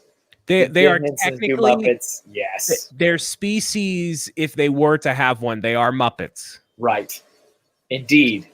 Akin to Dark Crystal, they are not Muppets. No. I don't think. No, they are not. Did you ever watch the Netflix series? No, unfortunately I didn't. You need to do that. Do that one as a favor to me. I will heavily consider it. That sounds so much like a no. It's so good. It's so good. It's definitely dark. I mean, there is puppet blood for sure. Oh, geez. But it's so good, and it's just like beautiful to watch. but it's the Dark Crystal prequel, and it was definitely left open for a continuation, and it will definitely not happen because Netflix has already canceled it. Yep. Which is really, really sad. But it's beautiful. Beautiful to watch. Yeah, I've heard the art style and the set direction was very atmospheric and good. They just really cared about the franchise a lot. You can tell, like, a lot. And I watched when the series was like about to hit. I watched the original movie, which the original movie has aged quite a bit, but it's like the story's interesting, and the effects are just like they're okay. But there just was a lot left kind of as a mystery, and then, or they just didn't care. I don't know. And then this one really kind of fills in a lot of blanks, which is beautiful. But it filled in blanks, and then it added questions that you didn't necessarily have before. And those newly added questions are the questions that are now not going to be answered. Like, oh, but that character literally does not exist in the movie, and the movie comes after this. So how did that character die? That kind of stuff is now forever gone. But it's worth it watching it. It's so good. What's up, Red Brick Redemption? How are you? We took a very long time answering his question last night on AFL Spotlight Live, so thank you for tuning in. Oh, was that the what theme should Nintendo and Lego do next? Yep. I remember it because it was on screen so long. Right. It was good. It was good. You should be proud of that. My answer or the interview? That interview. Yeah. Oh, well, thank you.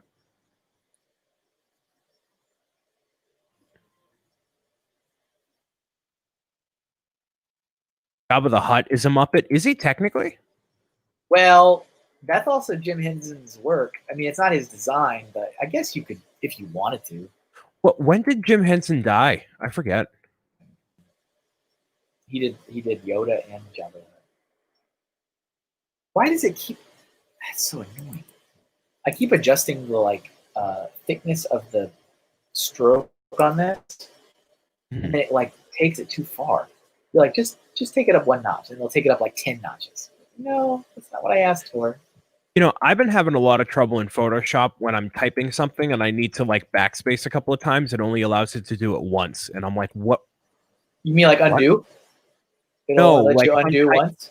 No, if I'm typing something, and if I type if I hit backspace twice to get rid of letters, it only does it once because it's like sticky keys. It's like, no, you're only registering it once, right? Oh, no, it's stupid. That is odd indeed. Yeah, I don't know why it does that, but whatever. Move you here. Early 90s, says Jeff, for Jim Henson's death. Actually, yeah. That's not what I wanted at all. Nope. So I've been trying to watch a bunch of scarier movies this month to for the season. I don't plan on continuing for now, just because it really isn't my cup of tea, and some of them are interestingly lasting on one's psyche for a wimp like me, I should say. And so some of the movies I've watched in this month, I've watched Sleepy Hollow. Ooh. That's the one with Johnny Depp in it. I watched the first Poltergeist movie, the Spielberg Poltergeist movie. Mm-hmm. Interesting. I watched so far the biggest, I think, step, if you want to say that for me, was Evil Dead. I watched. That's good. It was okay. So anybody that knows me knows that I constantly complain about how I detest old school effects where they have to use claymation and gross factor effects, if that makes sense. That movie has officially taken the cake as, for me, the shiniest example of using those effects my face hurt from wincing so much. Oh, I was like, oh. But I watched it.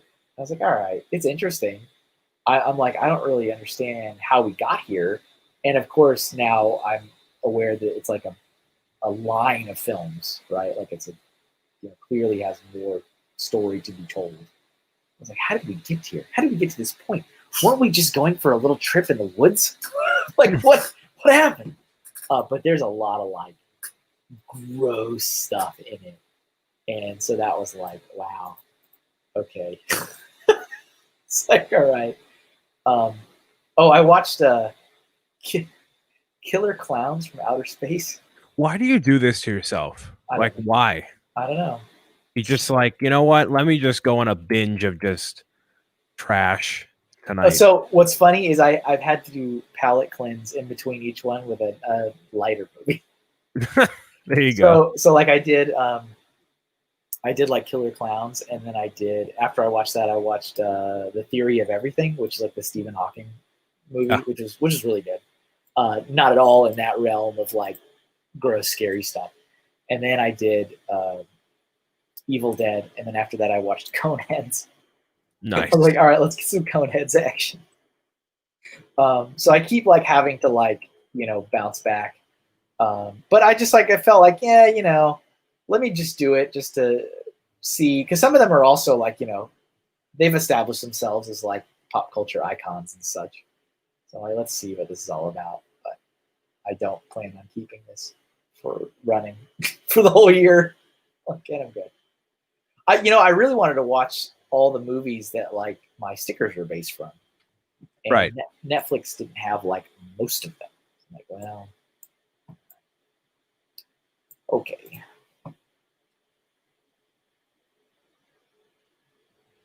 That's Ingrid Wynn. Hello. Hello there. Welcome.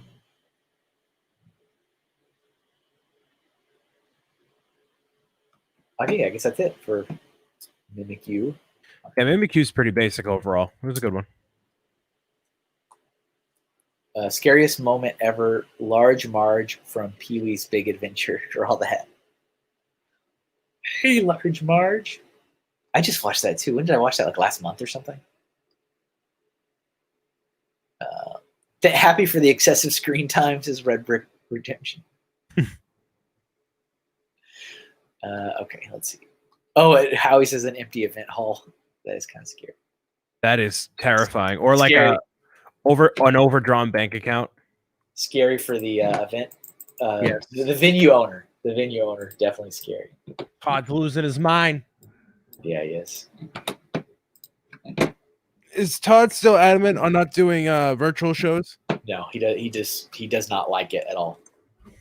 I wonder why. He told me early on, like when Brickworld did their very first virtual show, he was like, he's like, I'm not going to do that. Brick Fair's not going virtual. Like that was the exact statement he texted me. He's like, Brick Fair's not going virtual.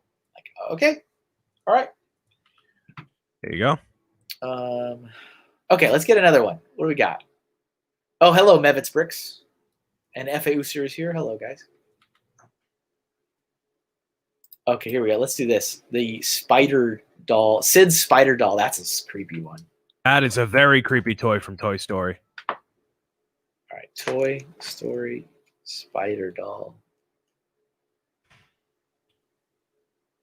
Oh, but the, hopefully not to get too spooky for folks, but there's one scene in the Evil Dead which was like, oh no, where one of the zombies picked up, she was an artist, right? So she spent time in the movie like drawing and sketching.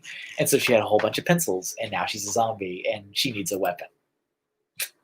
Of course. And I was like, please don't use that item I use every day in my life to now cause bodily harm to your fellow Cap'n people. Please don't do that. And I was sitting there watching things happen, and I'm like, I gotta throw them all away. I can't have these in my house anymore. See, it's doing that thing again where I'm trying to like scale it down. That's all right, I guess. It's not what I wanted, but I'll accept it. It's like what we were talking about earlier about Final Destination. Like you see something and you're like, well, that's messed me up now. Yep, exactly. Joseph agrees with Todd about virtual shows. I mean, I what did I watch? Oh, it was recently. I think it was Rick Con, I think. They had like actual Lego people there talking about like Were you actual there? things. I watched like the intro show. I stopped by your booth and you weren't there. And I'm like, all right, cool. What day? I don't know. I think it was Saturday, maybe. It was whenever the day like the actual Lego people were on and talking about whatever. Yeah. And yeah, because I was go ahead, you finish first. Like, you know, they were asking or talking about a bunch of different things, and it was mostly stuff that I think people don't really care about in terms of like all the fans always ask like, hey, can you tell us new stuff coming out? And it's like, these people can't answer those questions. Why are you even asking? Like, I mean, lots of you know, Brian, it really is. It really is. It always is. It's like, every question too is the same thing. It's just phrased in a different way every time. Yep. It's like, we can't tell you about anything that's coming out. Okay. Would Lego ever consider partnering with a brand such as? Well, that sounds interesting. That also sounds like the future, which we can't talk about. Next question. Yes, it's like exactly. It's like they tweak the question, but every question is always the same.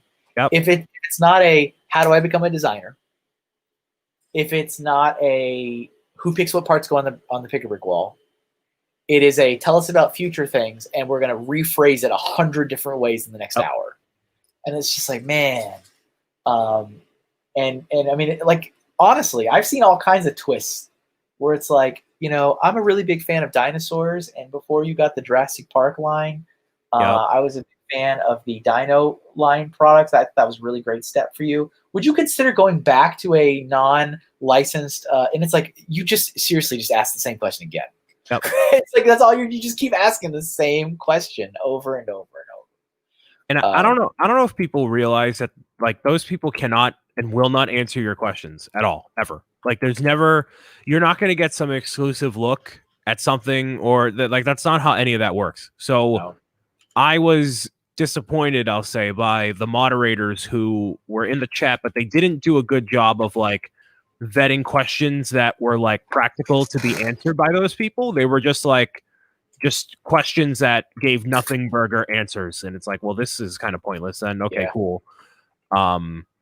So like, and one of the questions was about like asking about Lego's stance on J.K. Rowling and all of her opinions, which have you heard about any of that at all? Yeah, I have. Yeah. So like people in the chat were asking about that as a response from a company like that on a whim, where that would normally be answered in like a press release or a whatever. And it's like, okay, well, they clearly can't, they're not going to say anything right now. Like what sort of answer are you expecting from this right this second, you know? Like, so I was like, ugh, to that. But yeah, I didn't see much of that show otherwise. So yeah, in terms of the booths and stuff. So I was there as a vendor, and I did like the setup that they had. They used Eventbrite for it. So that's the difference between like Brickworld, where we were using Zoom and the Brickworld website, and BrickCon was using Event Hub, which is like, you know, it's been built for this kind of stuff. So that was kind of nice because you could tell that it was a nicer way to go about it. And you know, they were like, oh, you can be live and you can do whatever you want. And I was like, okay, well then I guess I'll just hang out and I'll answer questions or I'll draw stuff on request. And I sat there on Saturday for 4-ish hours. And Jeff was there. So Jeff came by. Jeff came by and he chatted. And Jeff even gave me a suggestion. So I started drawing the Lego Headless Horseman from Sleepy Hollow. And that was cool. And then one other person stopped by from Australia, which was neat. And he was like, oh, it's good to see you again. I was like, yeah, it's been a while. And then that was it. That was all, Brian. I was there for like 4 hours. Wow. And I kept thinking I was doing something wrong, right? Because I'm like, what am I like? Is my store turned off or something? Like, I'm like, really nobody? And I kept leaving my store, my booth, and I kept going to the other vendors.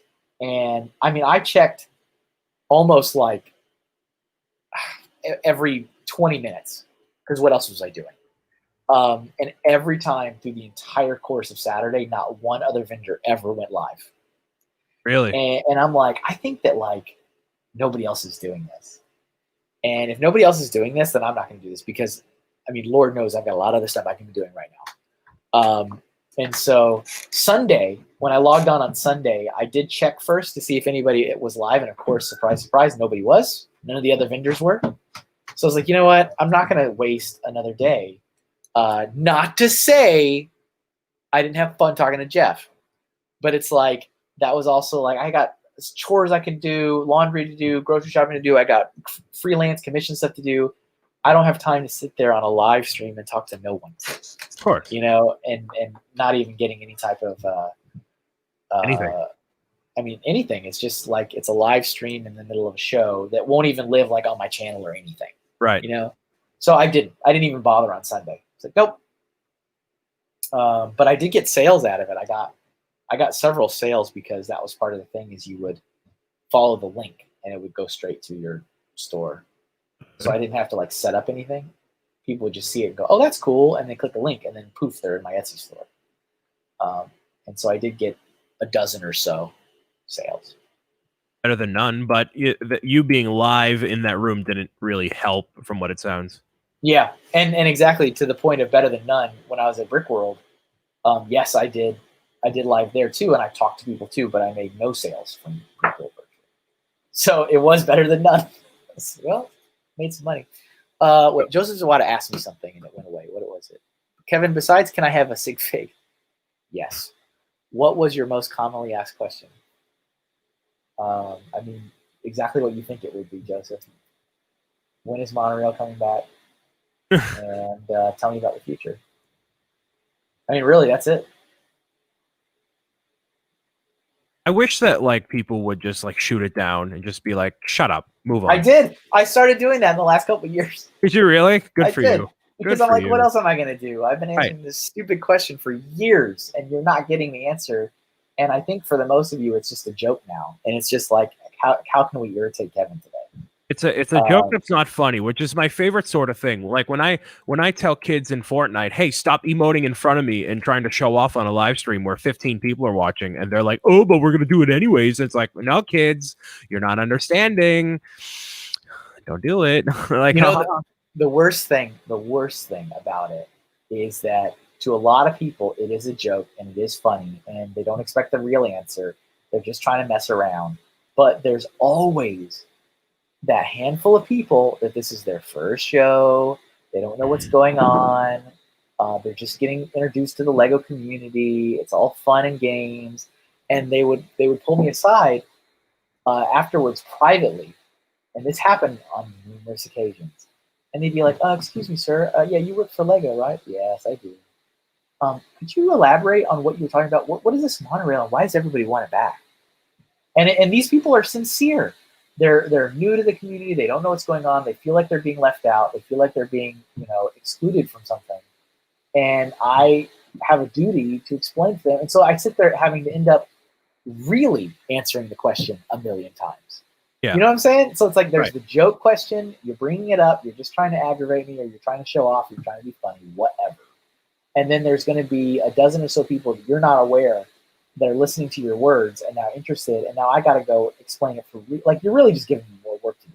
That's all you're doing for no benefit to anybody. Gatorbrick said, Kevin, did you ever slip up and reveal something you shouldn't have? Yeah, that the Jago was being discontinued. Did you really? Yeah. I didn't really know it was like a secret though. But that apparently was a secret. when did that rumor start happening? Like when was that? That was Bricks Cascade several years ago, obviously at this point. But and I didn't like go on stage and go, "Dear everyone." this product line is discontinued. No, people were asking me about something, and I said, well, you know, it's not going to be like, I don't remember what the question was, but my answer was, you realize it's not going to be around forever, right? Because it wasn't. I'm like, Ninjago is not an evergreen theme. It's a Big Bang, and Big Bang means it has a 3-year life cycle. Like, that was like legit my answer to like to a question. And then the next thing I knew, I was eating breakfast the next day, and it was like the front page of every blog was like, Kevin Hinkle confirms that Lego Ninjago is being discontinued next year. And I was like, what? It's like, what? No, you said that it was just like, you know, nothing lasts forever. Yeah, and that's exactly that. Like, literally, that's exactly what I said. I was This like, is why I hate people, you know? I was like, nothing. I mean, the fact that that's what they ran with is not a lie. That was the truth, too. Like, Ninjago as a theme was planned to be discontinued the next year. And because of that, it's really kind of fascinating. And Ken, absolutely, this is discussed in like a whole episode of Forever Sorting. What's interesting is because that sparked so much anger from kids, not from adults, from kids, because it was a wildly popular theme. They told their parents, and then the parents started bombarding Lego with complaints. How can you discontinue my child's favorite Lego product line? And that's when the whole ball started rolling, and they had to reverse course. Which, I mean, they have a theatrical film now. You know what I'm saying? Like, and TV shows. I mean, it's better off that they did that. But it started because of what I said on stage in Portland. Yeah, one group of people in life you don't want to mess with, angry moms. Oh boy. Yeah. Oh boy. And people have asked me before, they're like, well, Kevin, if you never did that, do you think it would have still been saved? And absolutely I do. I don't think I had anything special to do. I think all I did was speed up the process because I said something earlier than was planned to be said. It's not like kids are stupid and they're not going to realize, oops, my favorite product's no longer on a shelf. That's going to happen. And then they would have gotten the same outcry of people being upset. And I think they would have brought it back then. The only thing that I did was speed it up or bring it to the forefront earlier than that. That's all I did. And so that ended up, you know, keeping it going without any type of break. You know, the rebooted sub-theme came out relatively quickly because they had time to reverse course on what they were doing. That's a perfect, that is like, and I got in a lot of trouble for that. I was like, but I didn't really even say that. I just answered their question about this, but I also learned a lesson that day, and that was, you can never really say anything. Yeah. That's the lesson I learned. The lesson I learned is when you're a corporate representative, you just really can't say anything, because anything you say can be used against you in a court of blog. No, like 100%, which is why, like, I never, like, anytime I've talked to Lego people, I never ask for anything because not only do I most likely not care, but I know you can't answer anything anyways, and I'm not going to make it awkward for anybody. And I'm just, you know, if there's something I like, I'll find out about it when I find out about it, or the kids will tell me, or whoever will tell me, and that's about it, you know? Yeah. I don't lie awake at night, like, thinking about that stuff. It's just whatever. Yes, skin tone. I need a skin tone. All right, let's see. It's good. That's kind of dark.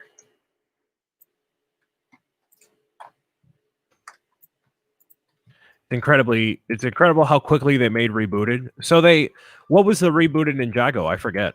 It's like they went digital. It was the first time they went digital. Oh. Like, not like, I'm not talking digital, like, you know what I mean? Like they were like electronic somehow. Sure. And I mean, even the name gives it away, right? Like the wave before that was called like The Last Battle. Right. And then all of a sudden, poof, you have Rebooted. Like, come on. It's like, it doesn't get more obvious than this. It's like, this was supposed to go away. Something happened. Now it's not going away, which is not unheard of. Companies can do whatever they want. and here we are, and you're gonna just imagine like, oh yeah, no, it was always supposed to be this way. Nah, it wasn't.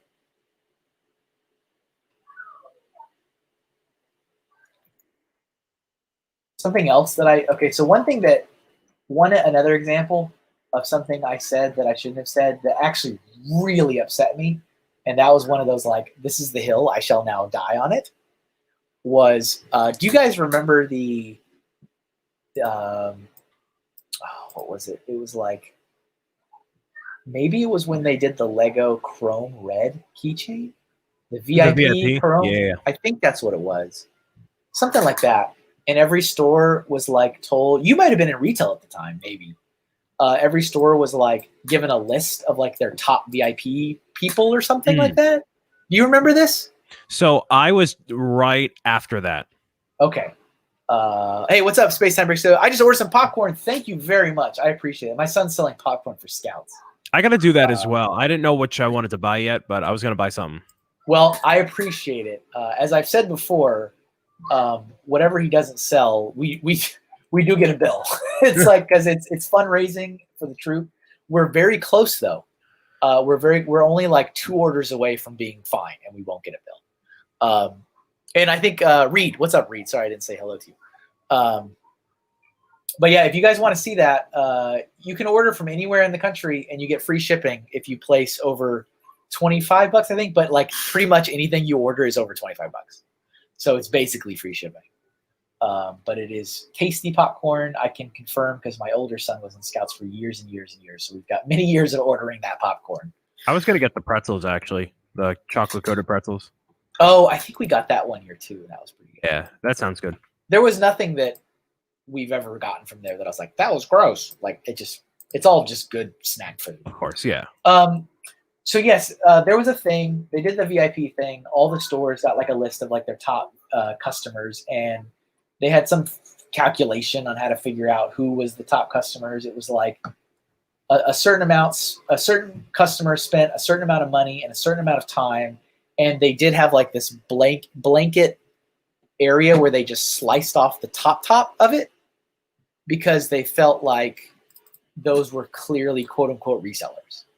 Sure. Right. So there was I don't know what it was. There was a point where they sliced it off and said, nobody above this line is qualifying because we just think they're resellers. And it caused surprise, it caused a lot of issues in the community because people were like, why don't I get invited? I should be invited. Of course.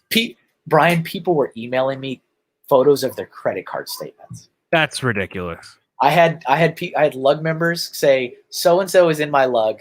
He got an invitation. I did not get an invitation. Here's a compare and contrast of our 2 credit statements showing how much more money I spend for Lego than he does. And I'm like, what is wrong with you people? For what, the keychain? Ken says, do you have any dairy-free items? I don't know. I don't know if I haven't looked. I think on the website, Ken, I think it does say gluten-free dairy. Like, it gives you a list of the things it is and is not. Yeah, sorry. I think I saw that. I do not know the answer to that question. We usually just always order the chocolate lover collection. Which is definitely not dairy-free. Definitely not.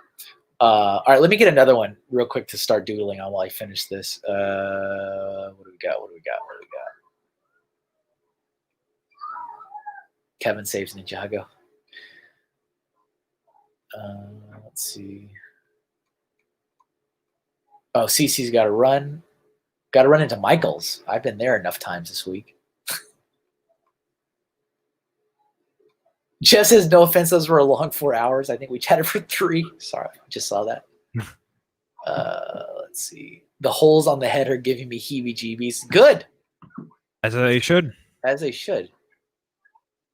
Brian did a great job with the. Oh, you did a thing. I forgot you did a thing at BrickCon. Yeah, that was a while ago. That was tough for me to do. I need some more suggestions, folks. That looks amazing. Thank you. Well, thank you for being here and suggesting. Hey, Kevin, how you feel about drawing a long Furby? A zombie long Furby? Oh, goodness. The zombie long Furby. Oh, goodness gracious. Unless Miss Tapcat has a suggestion. She hasn't been in here many a time. Oh, here, yeah, skeleton tooting his horn. There we go. That's a spoopy one from before. Yes.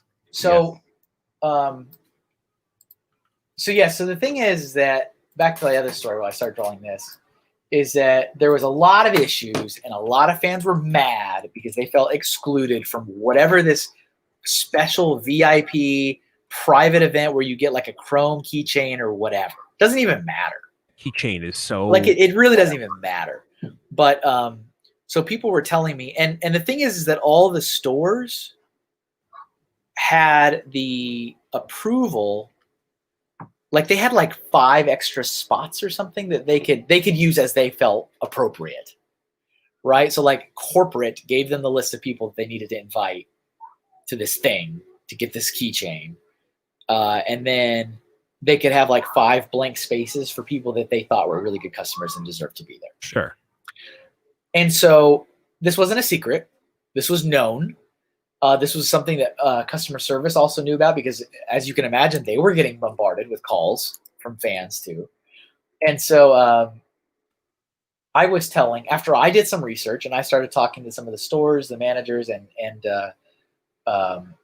retail operations, I was like, well, why don't you try, as people were, I tried to diffuse the situations everywhere I could. Of course. But there were some people that were not satisfied. And so I said, well, why don't you try reaching out to the store?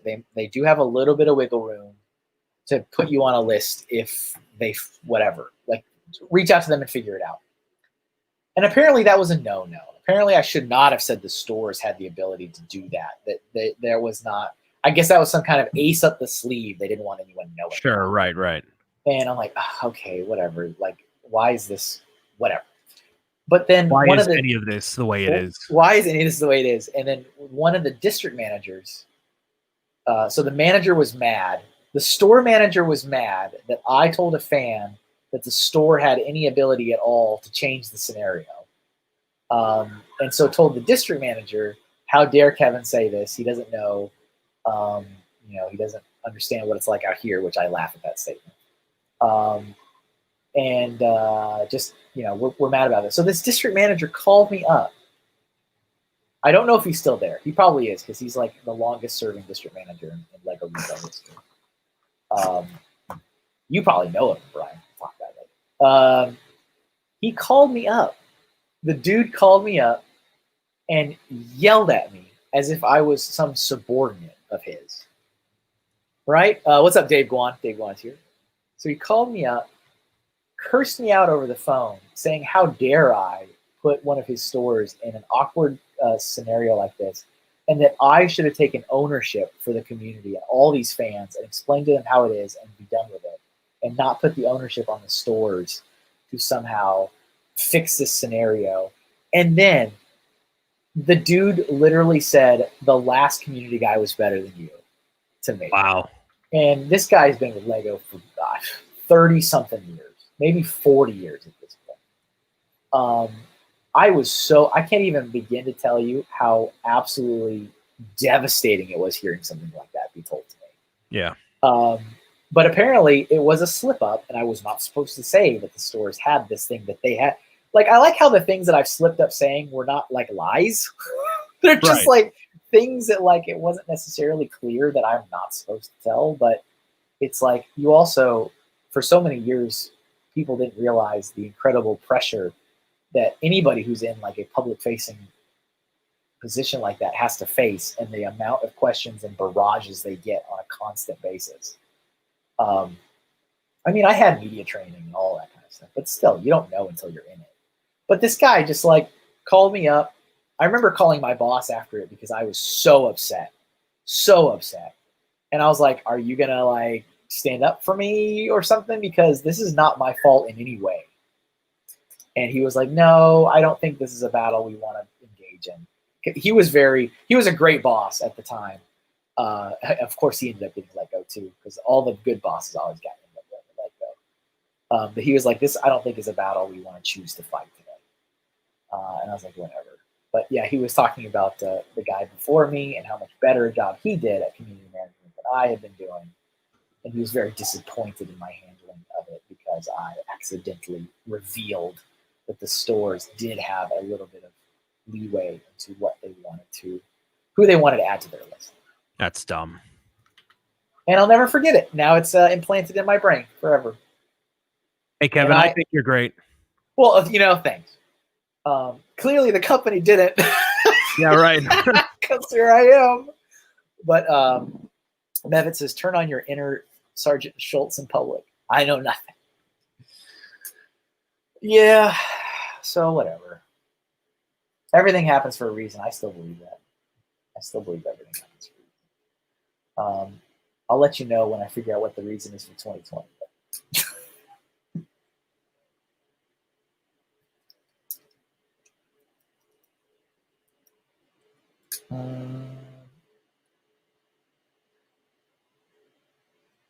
Have you seen the GIF that this is inspired by? No. Is this all come from one source? What do you mean, all of it? Because, I mean, there's like skeletons blowing horns. Like, I see it all the time every year across all kinds of different art styles and stuff. But like, I think it is. Probably is. Makes sense. Yeah, I'm just like wondering, does this come from one place? Yeah, probably. It's like just spoopy instead of it being spooky, Yeah, I'm not a fan of the spooky. The word spooky, I get it, but I'm like, nah. Can't mess with the spoopy. No. Honestly. Politics everywhere, says Dave G. Are we talking about politics? We were. Office politics, I guess. Oh, that's for sure.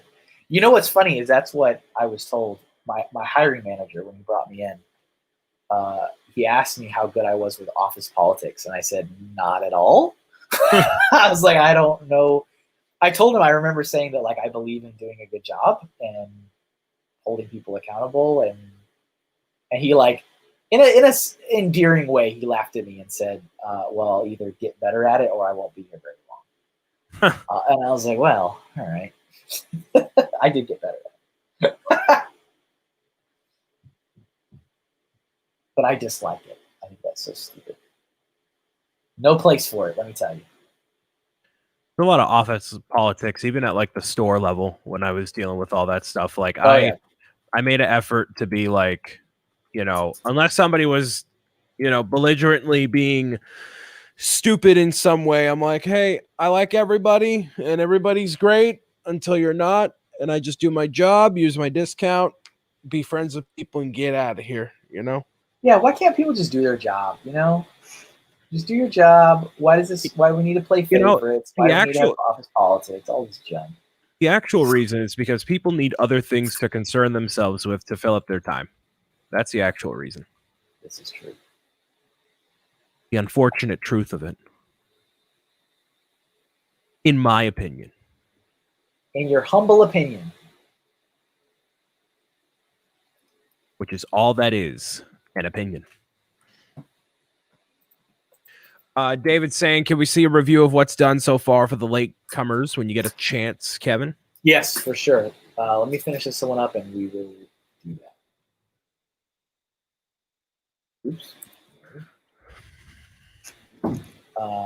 And as a reminder, just because I see that since Dave is here and Dave is one of my awesome patrons, I know we've got a handful of them there, including Brian. Yes, sir. Don't forget, everybody, that we are very, very, very close to November, which means we've got the November patron exclusive Doodle stream. It's not hidden. Everybody can watch it, but I'm only going to be drawing suggestions that patrons have given me. It's going to be 5 hours long. That's a lot. It's a lot of time. Brian has agreed to be here with me the whole time. Yeah. With Jeff as well. Jeff has also agreed.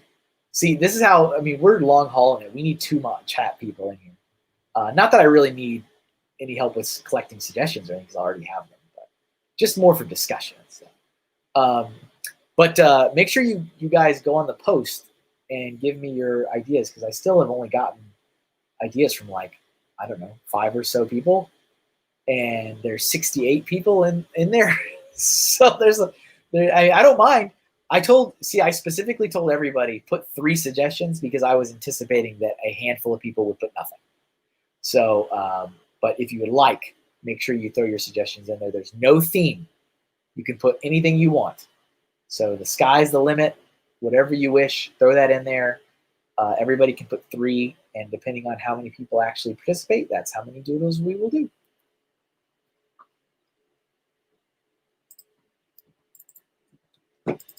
This skeleton is dedicated to EJ Bocan. Those of you who know, no. And this one you don't have to color. Oops, what is that? Something. Yeah, you're right. I was just thinking that. Like, I just got to color the horn. That's it. That was definitely not the right setting. Dave Guan is on that page right now. Reed says, I'm out. See you later, Reed. Friday Night Bricks is a delayed start tonight because he's bowling. Ooh, bowling.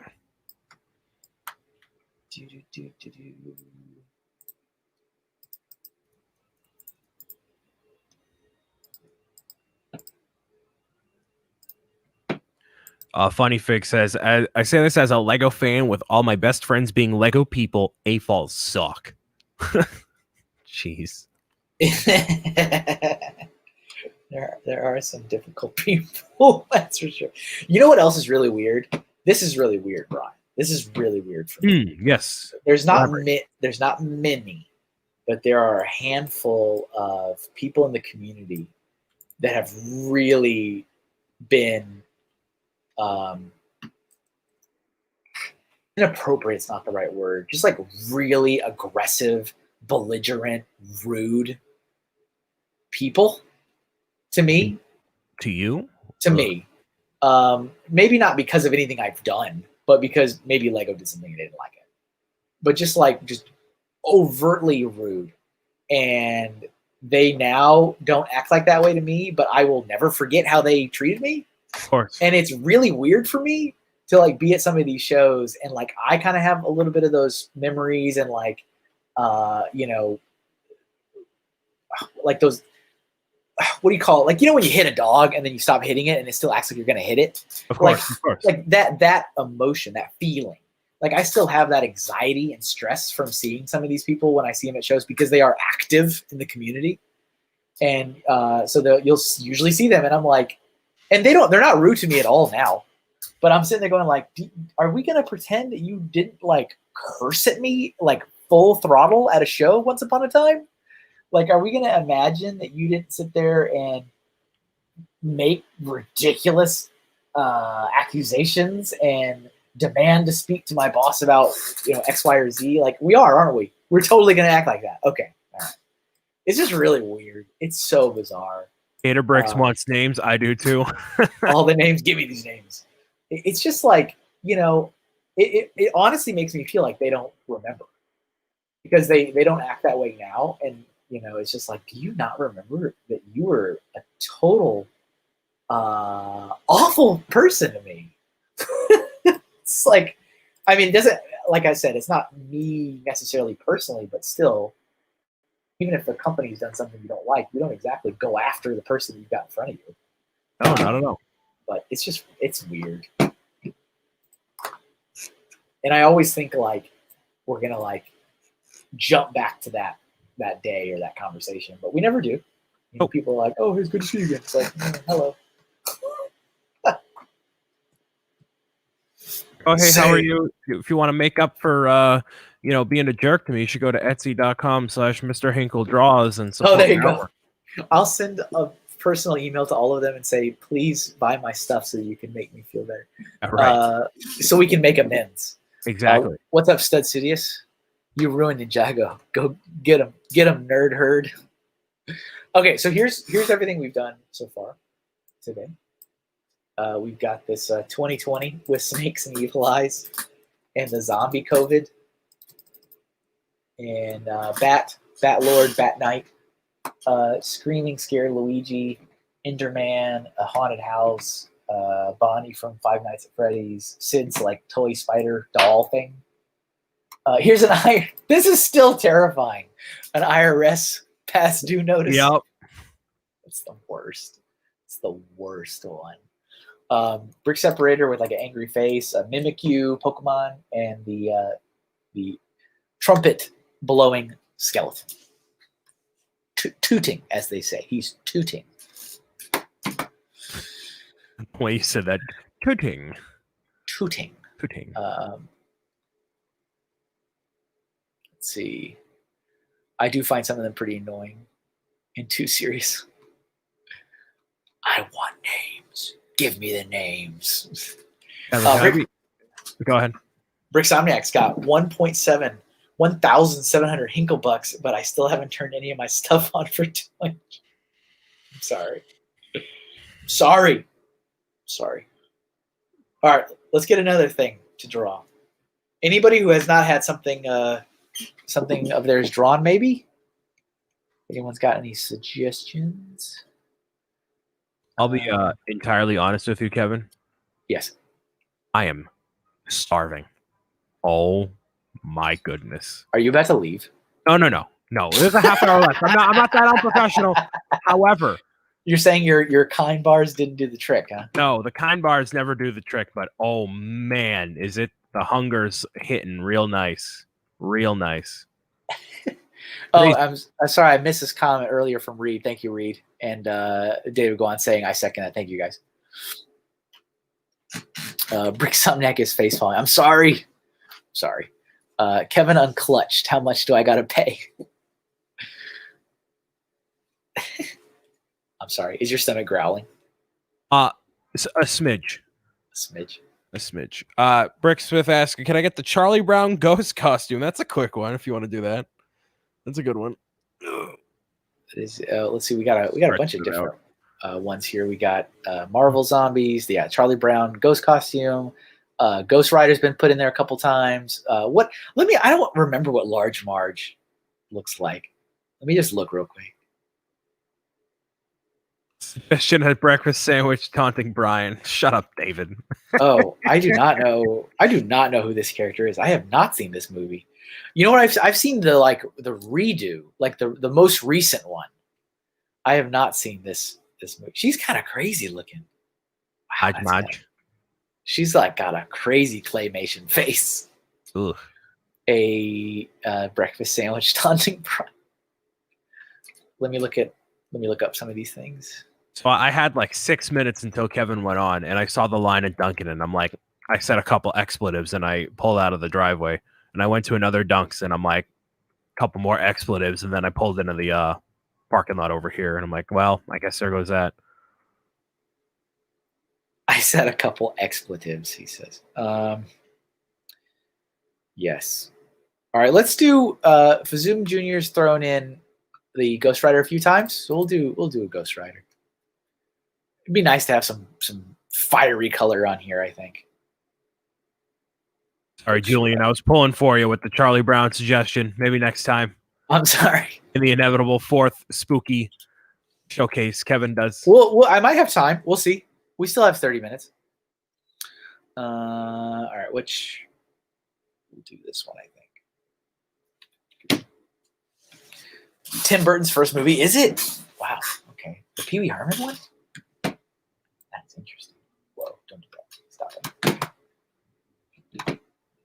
Amateur, Uber Eats, and DoorDash, says Brixomniac. Yeah, but I don't like to order food from an app because, like, me picking it up is always quicker, and it's, like, hot, you know? It's actually really unseasonably warm, isn't it? Yeah, a little bit. And, like, I don't hate it right now, but, yeah, a little bit. Like, last night, we opened up all the windows and turned the fans on. Yeah. It was uncomfortably warm last night. Oh, we're doing this game again. All right. Where I keep changing the width, and it's like, no, you didn't. Yes, I did.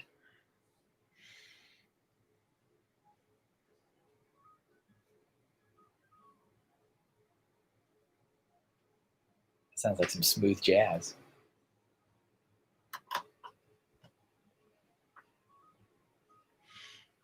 Are you playing Animal Crossing? All right, Jeff, sounds good. You have yourself a good day, man. Oh, what's happening? He's just leaving. Oh, see you later. See you later, Jeff.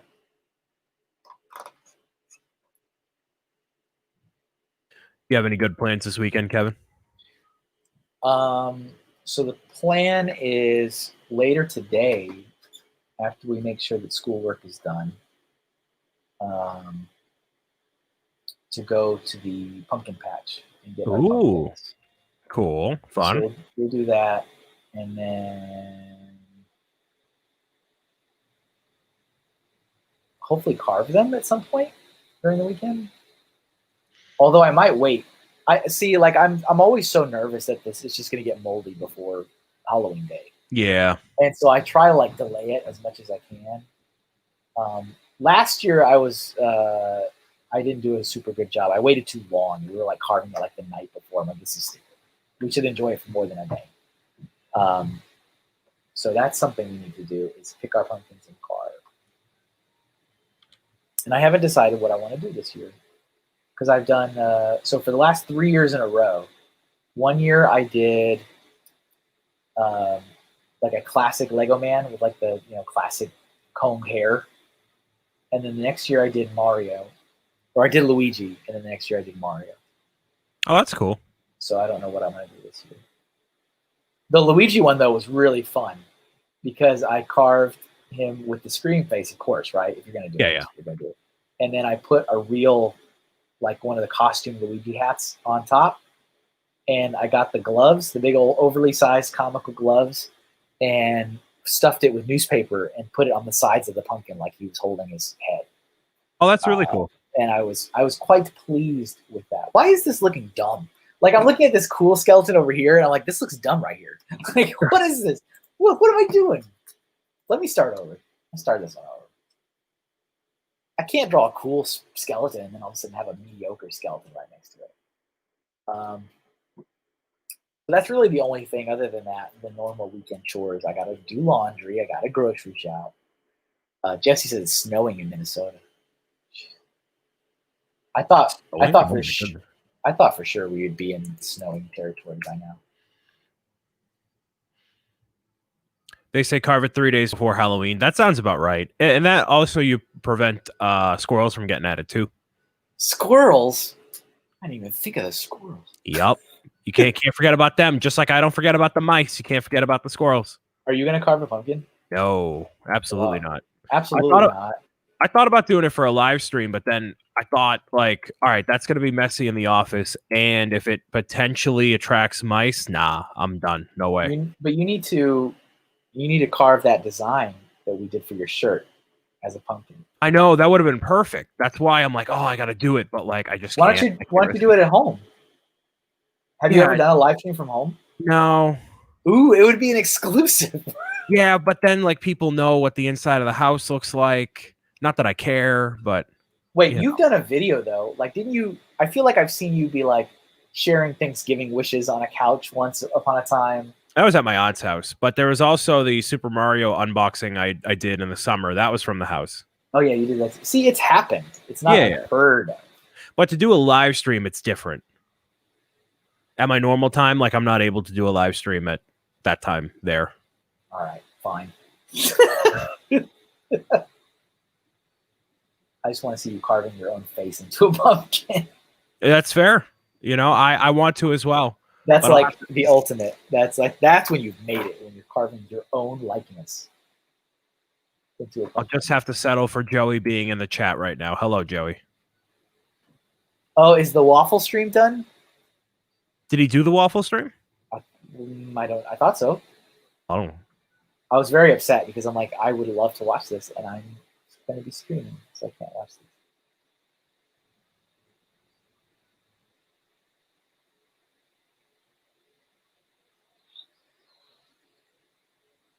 I have no plans this weekend, so I think I might actually like not do anything. Oh yeah, you don't stream on the weekends, do you? No, I don't. Just 5 days a week. Otherwise, you know. Right, just every other day. Every other day. So yeah, I'll hopefully do nothing. I just released 34 episodes of my Minecraft series, so like I'm the kids got something to watch for the weekend. I can't tell. I think I commented. I can't tell you how happy I was when I saw that Super Mario Brothers 2 video. I was like, okay. And then you did throw me for a loop for a second. I was like, oh, he's gonna bail on this. Because you like started it up, and I'm like, here we go, let's do this. And you're like, now I'm gonna show you something. And you stopped it. I'm like, oh no, he's gonna bail. It was a fake out. This is a total fake out. He's like, what I really meant to say is we're gonna play New Super Mario Bros. 2. Is what we're gonna do. It's like, what's happening? Why is he changing the screen? But I was happy to accept just the updated graphics. That's fun. Yeah, I wanted to keep it a little bit updated, make it more consistent with the newer art style of Mario. But I was already greatly enjoying that first feature. Like, why does that not work? It's like that, my dear Brian, is because like, so they're like, oh, I know what he doesn't know. I'm like, why would I plop down these doorways? They don't do anything. All right, whatever.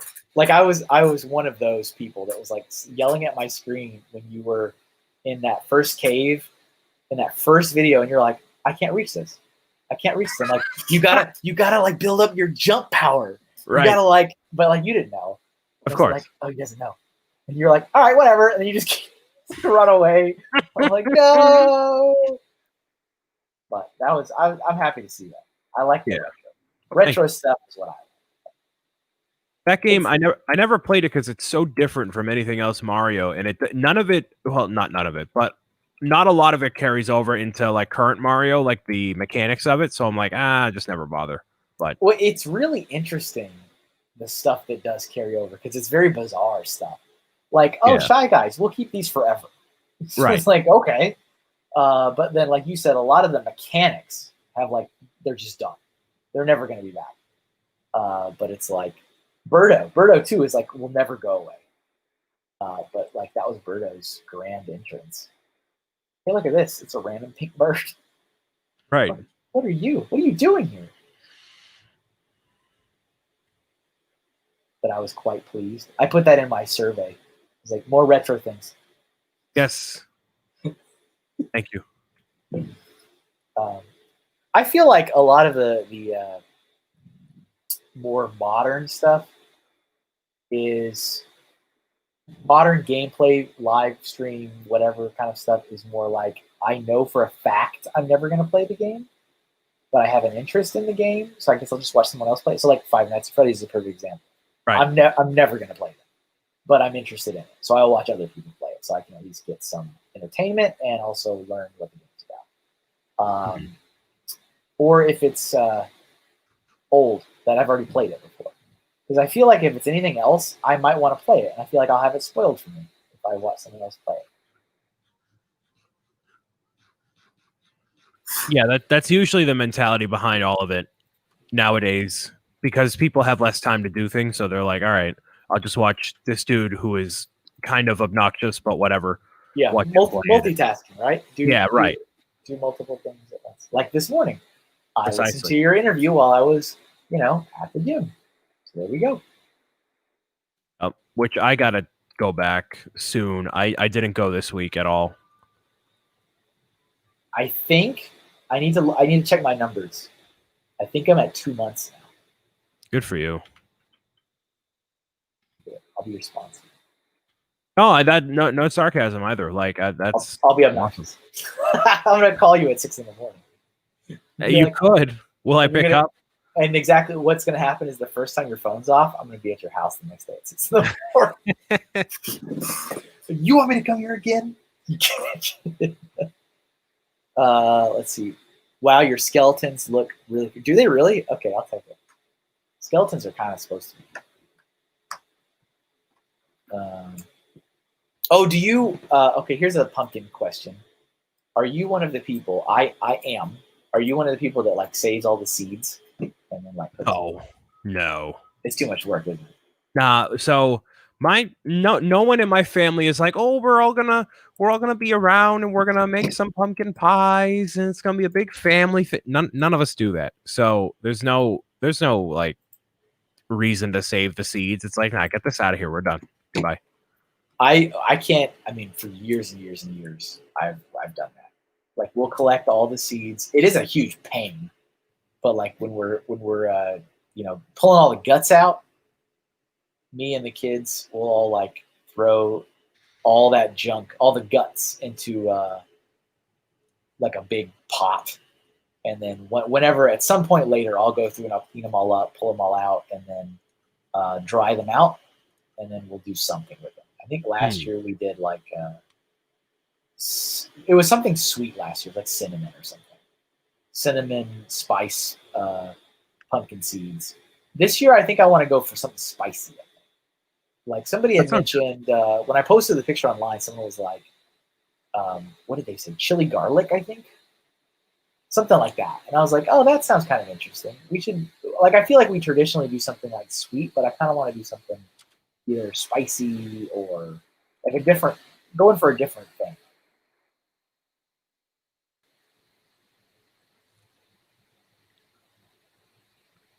We roast the seeds and cook the flesh to puree.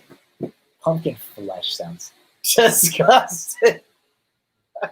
I get that's what it is. It sounds awful. The pumpkin flesh. Don't waste any pumpkin in this house.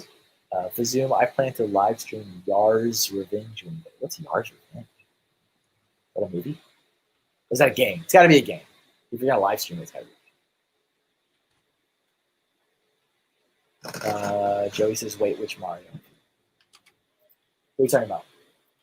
Brian playing Mario 2? Yeah. What are your thoughts on the Fire Emblem announcement? Who cares? I was thinking of you the whole time. If it's another Fire Emblem character, I'm gonna throw my Switch out the window. It wasn't, though. It was good. I'm kind of intrigued, though. Slightly. It's good that all those old games are able to come over here and be localized and whatnot, but that's kind of also a kick in the teeth to all the Earthbound fans? Yes, exactly, because they're not getting Mother 3. Yeah, it's. I think that would be one of the last ones left of like, hey, the fans want this. Let's make it happen. Yeah. Yeah, there was a Fire Emblem announcement, Joey. They're bringing the first game. They're finally localizing the first Fire Emblem game and releasing like a limited. It's another one of those limited release things again. You got until the end of March to get it, digital download. And then there's Wait, that's until the end of March too? Yeah, it's the same thing. It's the same digital. Really? There was a bunch of chatter online being like, why is Nintendo doing this with both of these things? And then what was funny, of course, then what happens, right? All the memes start. That's what happens.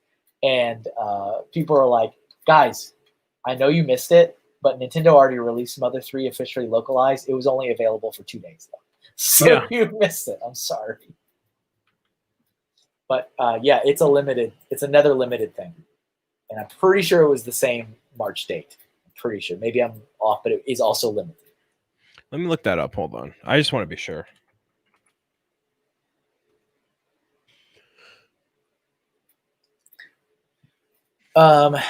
Hooray! Company greed in the form of limited release again.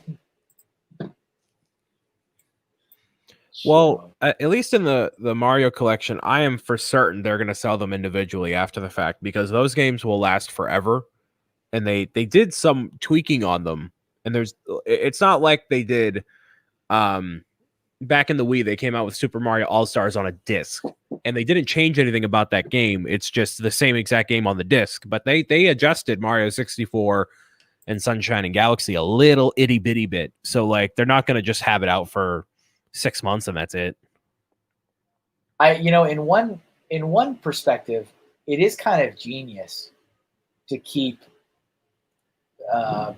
regurgitating, I guess, this content, like games like that, because from a legal perspective, you can keep copyrighting it over and over and over again. Because it's like, redoing it, revamping it, putting a fresh coat of paint on it, releasing it on a new console. Like, you can just keep stretching that copyright date. Right, of course.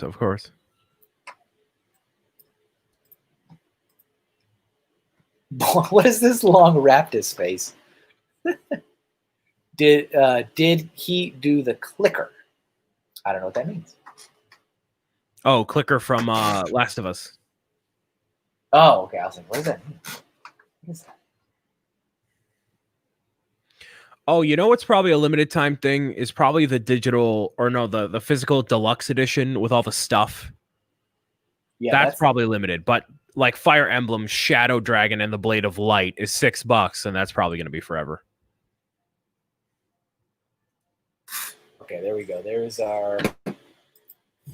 It's a Ghost Rider bust for you. There we go. There's some spooky stuff on this page. There is. The worst is that IRS. That's the worst. That is absolutely the worst.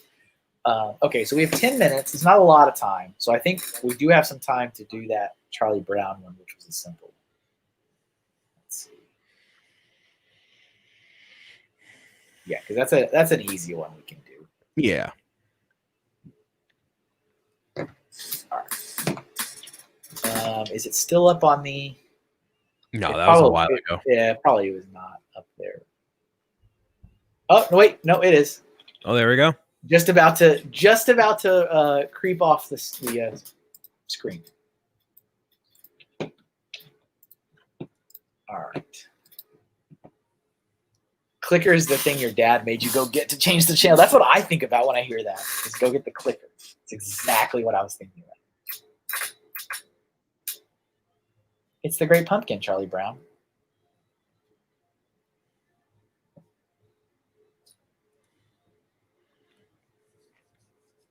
Those I always tried to watch as a kid too when they were on TV, but are we gonna do that thing tonight, or are we gonna do it tomorrow night? Tomorrow I'm gonna be doing a ton of videos. That's fine. Tomorrow night is probably better anyway. Yeah. And all of you can just sit here and wonder. What? Wait, what? What? I gotta recuperate. I'm gonna probably eat and then take a little nap before I am on fire for Fortnite Fridays at 5 tonight. Were you up late again? I was up until 1, but then I fell asleep probably like 2. So like not terrible, but you know. Gotta stop that, man. I know. Well, I got better the past couple of days. I've been falling asleep just from being in bed, not even like staying up at 3:30 and falling asleep later. Yeah. But little by little. Yeah, I can't do it. Like I already told you, right? Like I actually want to do it. I'm like, man, I would really like to get some work done tonight. Tonight would be a great night to like stay up till 3, and I just my body can't do it anymore. Yeah. Actually waking up, having that alarm 6 a.m. every day I get up, every day I go to the gym. Like my body's like, hey, you're tired. Good night. It's like, but I don't want to. But you're going to. Oh no. So I mean, it's a nice, like side effect, but it definitely like I do kind of miss those like productive nights, But whatever. It's healthier for me. But it's like, it is substantially healthier.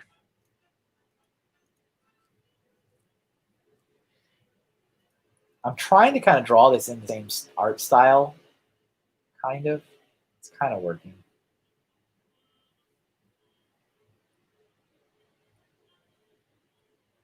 Kevin A. Hinkle says, "Hi, Dad, from upstairs. I hate writing." What? Where does that say that? Wow, that's awesome.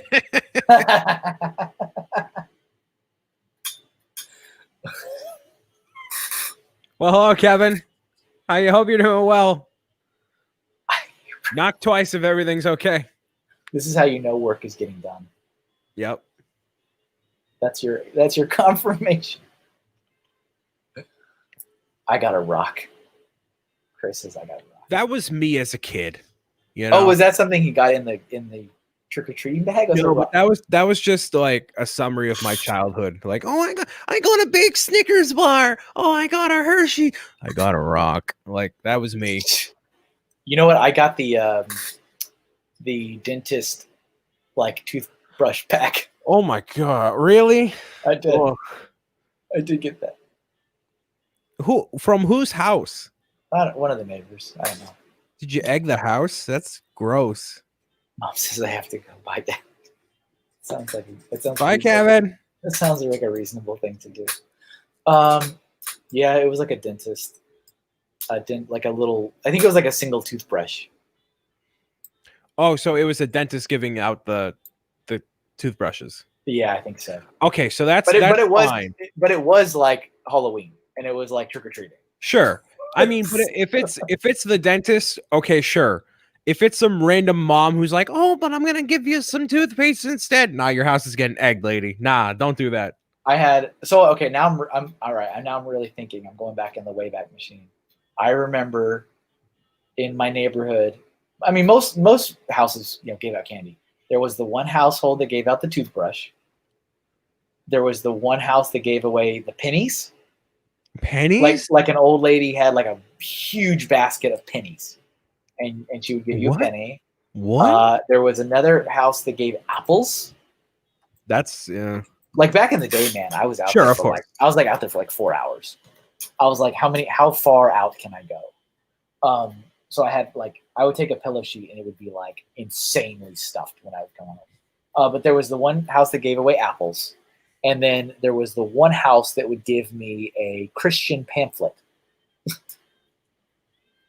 Jeez. So those were the special ones. Those are all the special Halloween trick or treat goodies that I got. That seems very sad. I'm sorry. No, I got plenty of other candy. Oh, okay. But like I said, like I would come home and like the bed sheet was filled with candy. But like those were like the extra things that like like the stuff that like those are some interesting things. I got toothbrush, penny, apples, and the one Christian pamphlet. At least it was balanced appropriately, I guess. You got the candy you needed. Exactly. The candy was there. Joey got an apple one year. Oh boy, our favorites. The apple happened to Lindsay too. See? Yep. There was a dentist that did that in my cousin's neighborhood. So what's interesting? You say that Fazoom says, "Where's the other holes?" I was looking at the Google images and I'm like, why is it that like some images have Charlie Brown with like the 2 eye holes and then the other one has like 50 eye holes? I'm really confused. I haven't seen that movie, as Jeff would say. Shocker. There's a lot of movies I have not seen. Yeah, I was pretty sure he had multiple holes in the outfit, but it was probably different specials or something. I think it's just like later on in the episode or later on in the movie or something. Because this image I'm looking at, there's 2 of them, and one of them has holes everywhere, and the other one just has the 2 eye holes. So I don't know. Charlie Brown cut his wrong, hence the 50 eye hole. Oh, so should he have lots of them? What's the correct one? Should he have the 2 or should he have 50? You guys let me know. I think he should have the 50. And especially Julian, because it was your suggestion. Is it the 2 or like which would you prefer? How many eye holes do you want? Well, the one that this is in reference to is from like the Great Pumpkin, Charlie Brown. All the holes. Chris says, what? No, I haven't seen it. Chris.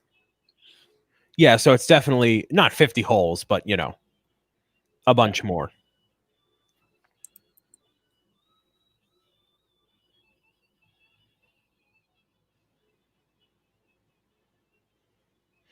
Man, Halloween just isn't the same anymore. I feel old saying that, but it's true. You mean before this year? Yeah. Why? Because like no one goes door to door. It doesn't happen as often anymore. Even when I was at like my grandparents' neighborhood going from middle to high school, there were a lot less kids around for Halloween. And it was like a big neighborhood where my grandparents used to live. And it was less and less and less every year. And I don't know if it's because of like stranger danger type thing, but Chris is gonna pray for me because I haven't seen this movie. So like we go out, like we take the kids out every year, and we've had forever. But like in terms of people coming to our door, it's always been very light. Like we go, we get the giant bag of candy. 10 kids show up, we're stuck with the giant bag of candy. It's right. Like all right, but we always let them go out and. Lots of holes is the correct version, sister. All right. Thank you for your assistance. Raptus, I never got more than 3 handfuls of candy, and I used to get a whole. Well, I mean, as a total, like I said, I would spend hours out there. I would like scour the neighborhood, like multiple streets, for hours, and I would come home with a pillowcase full to the brim. I don't know. I don't really remember if people necessarily gave me a lot more each house. But I mean, I haven't done that with my kids ever. Like, we've never done the whole, like, hey, let's go trick-or-treating for 4 hours. It's like, let's go for 30, 45 minutes and come back home. Dave G says, I have friends that give out small Lego sets or poly bags. That's a good one. That's cool. Rap, you think I didn't? Well, that's crazy. Space Time Studio says, Kevin, I just got an envelope in the mail from you. That means that some more patron goodies have landed. All right, let's finish up for today. Here is, let me turn off the comment. Let me unplug the drawing pad. Once again, another 3 hours has quickly gone by, and we need to get Brian food. I am starving. Oh my goodness. Brian's later going to tweet a photo of a skeleton with like a Dunkin' bag and be like, I want to thank Kevin for letting me MC his stream today. By the way, I died. On the way to getting food, I didn't make it. Okay. So today is spooky because I wanted to do my own. I did it. I had a lot of fun doing the scary one with Ray and Halloween with Tanya, but Kevin has not done a scary themed. And next week is going to be frightful on the live stream. So no, well, next week is the multiplayer, because it's the last Friday of the month, and so I am finalizing. I do have somebody. I had to switch halfway through the month because I usually ask a month in advance. For this very reason. And so I did, and that person ended up having to work, so I had to switch mid-month. So I'm just about ready to lock it in, but I won't announce it yet. But there should be somebody on, and they get to pick the theme. So I was like, if we're going to do anything like Halloweenish, it has to be now, because next week will be something else. Right. So to start things off, we got this. We have the 2020 with snakes and evil eyes. And we've got, this is a zombie COVID-19 thing. Yeah. He's still going all year long. Here's a haunted house. And there is Bonnie from the Five Nights at Freddy's franchise, video game franchise. And yeah, no problem. Raptors. And send me a reminder though on Instagram, because I think MJ Sweet requested it. So when I go back and check the comments, I look at the comment on the screen to see who got. So I won't remember that you asked for it. So send me a message. Here's the toy spider doll baby from Toy Story. Here's the Enderman. I'm particularly proud of these crazy eyes. Yeah, the eyes look great. I don't know what I was going for, but I did it. This is a Bat Lord / a Bat Knight from what was this officially called? Fright Nights, I think. Lego Fright Nights, I think. And we've got Luigi screaming because he just got this letter. So we have a screaming Luigi with an IRS past due notice. This still is the most terrifying thing on this. I mean, nothing else even comes close to this. We've got a brick separator with an angry face. I think it makes it funnier that it's just randomly superimposed. Yeah. Yep. Thank you. Joey has fact checked us. Fright Night. And we've got a Mimikyu Pokemon. Here is our skeleton dooting the horn. I thought Yoshi was the one evading taxes. And then we've got Ghost Rider, a little quick Ghost Rider bust, and Charlie Brown in his Ghost costume with all the holes. I have not seen it. I'm sorry. If I've seen it, I was so young I don't remember it at all. I don't remember anything about it. We'll have to add that back to the list, ladies and gentlemen. So that's a decent little canvas there we got going on. Joey says, "Dude, I need the dude skeleton too." Yeah, let me know if anybody watching, if you want one of these and you were not the one who suggested it, you can just send me a message and I can send it to you. Otherwise, my usual process is I go back and I look at who made the suggestion and I use the comment on the screen to tell me who suggested it, and I send it to them that way. But I don't mind sending it to other people. That's just how I usually go about it. So thanks for being here, Brian. Hey, man, it's always a pleasure. I'm glad that you spent the last moments of your life before starvation. I am glad too, man. To be here. Everybody, thank you once again for your suggestions, for the discussion, for being here. Next week, once again, is the multiplayer edition. So I'll have a guest artist on with me. We'll have a good time. Yep, just in the time for the end, Larry. Yep. So yeah, guys, have a great weekend. Remember that the time lapse goes up on Monday. So if you like Larry, you just made it in at the end, Larry. So on Monday around noon, you can have the quick 5-minute time lapse and see everything come together before your eyes in only 5 minutes. Anything you'd like to share before we go, Brian? No, just have a fantastic Halloween, the best one you possibly can. Be good to yourself and others. And I will be seeing and talking to the vast majority of you sooner rather than later. And somebody in direct violation of Brian's no stuff rule should mail him a Hinkle childhood trick-or-treat package with a toothbrush, Christian pamphlet, apple, a penny. Make sure it's a penny that's shiny from this year. And you can throw one small fun-sized candy in there. All right, everybody. Don't send me stuff. All the stuff. Guys, enjoy the rest of your day, and we'll see you next time. Bye.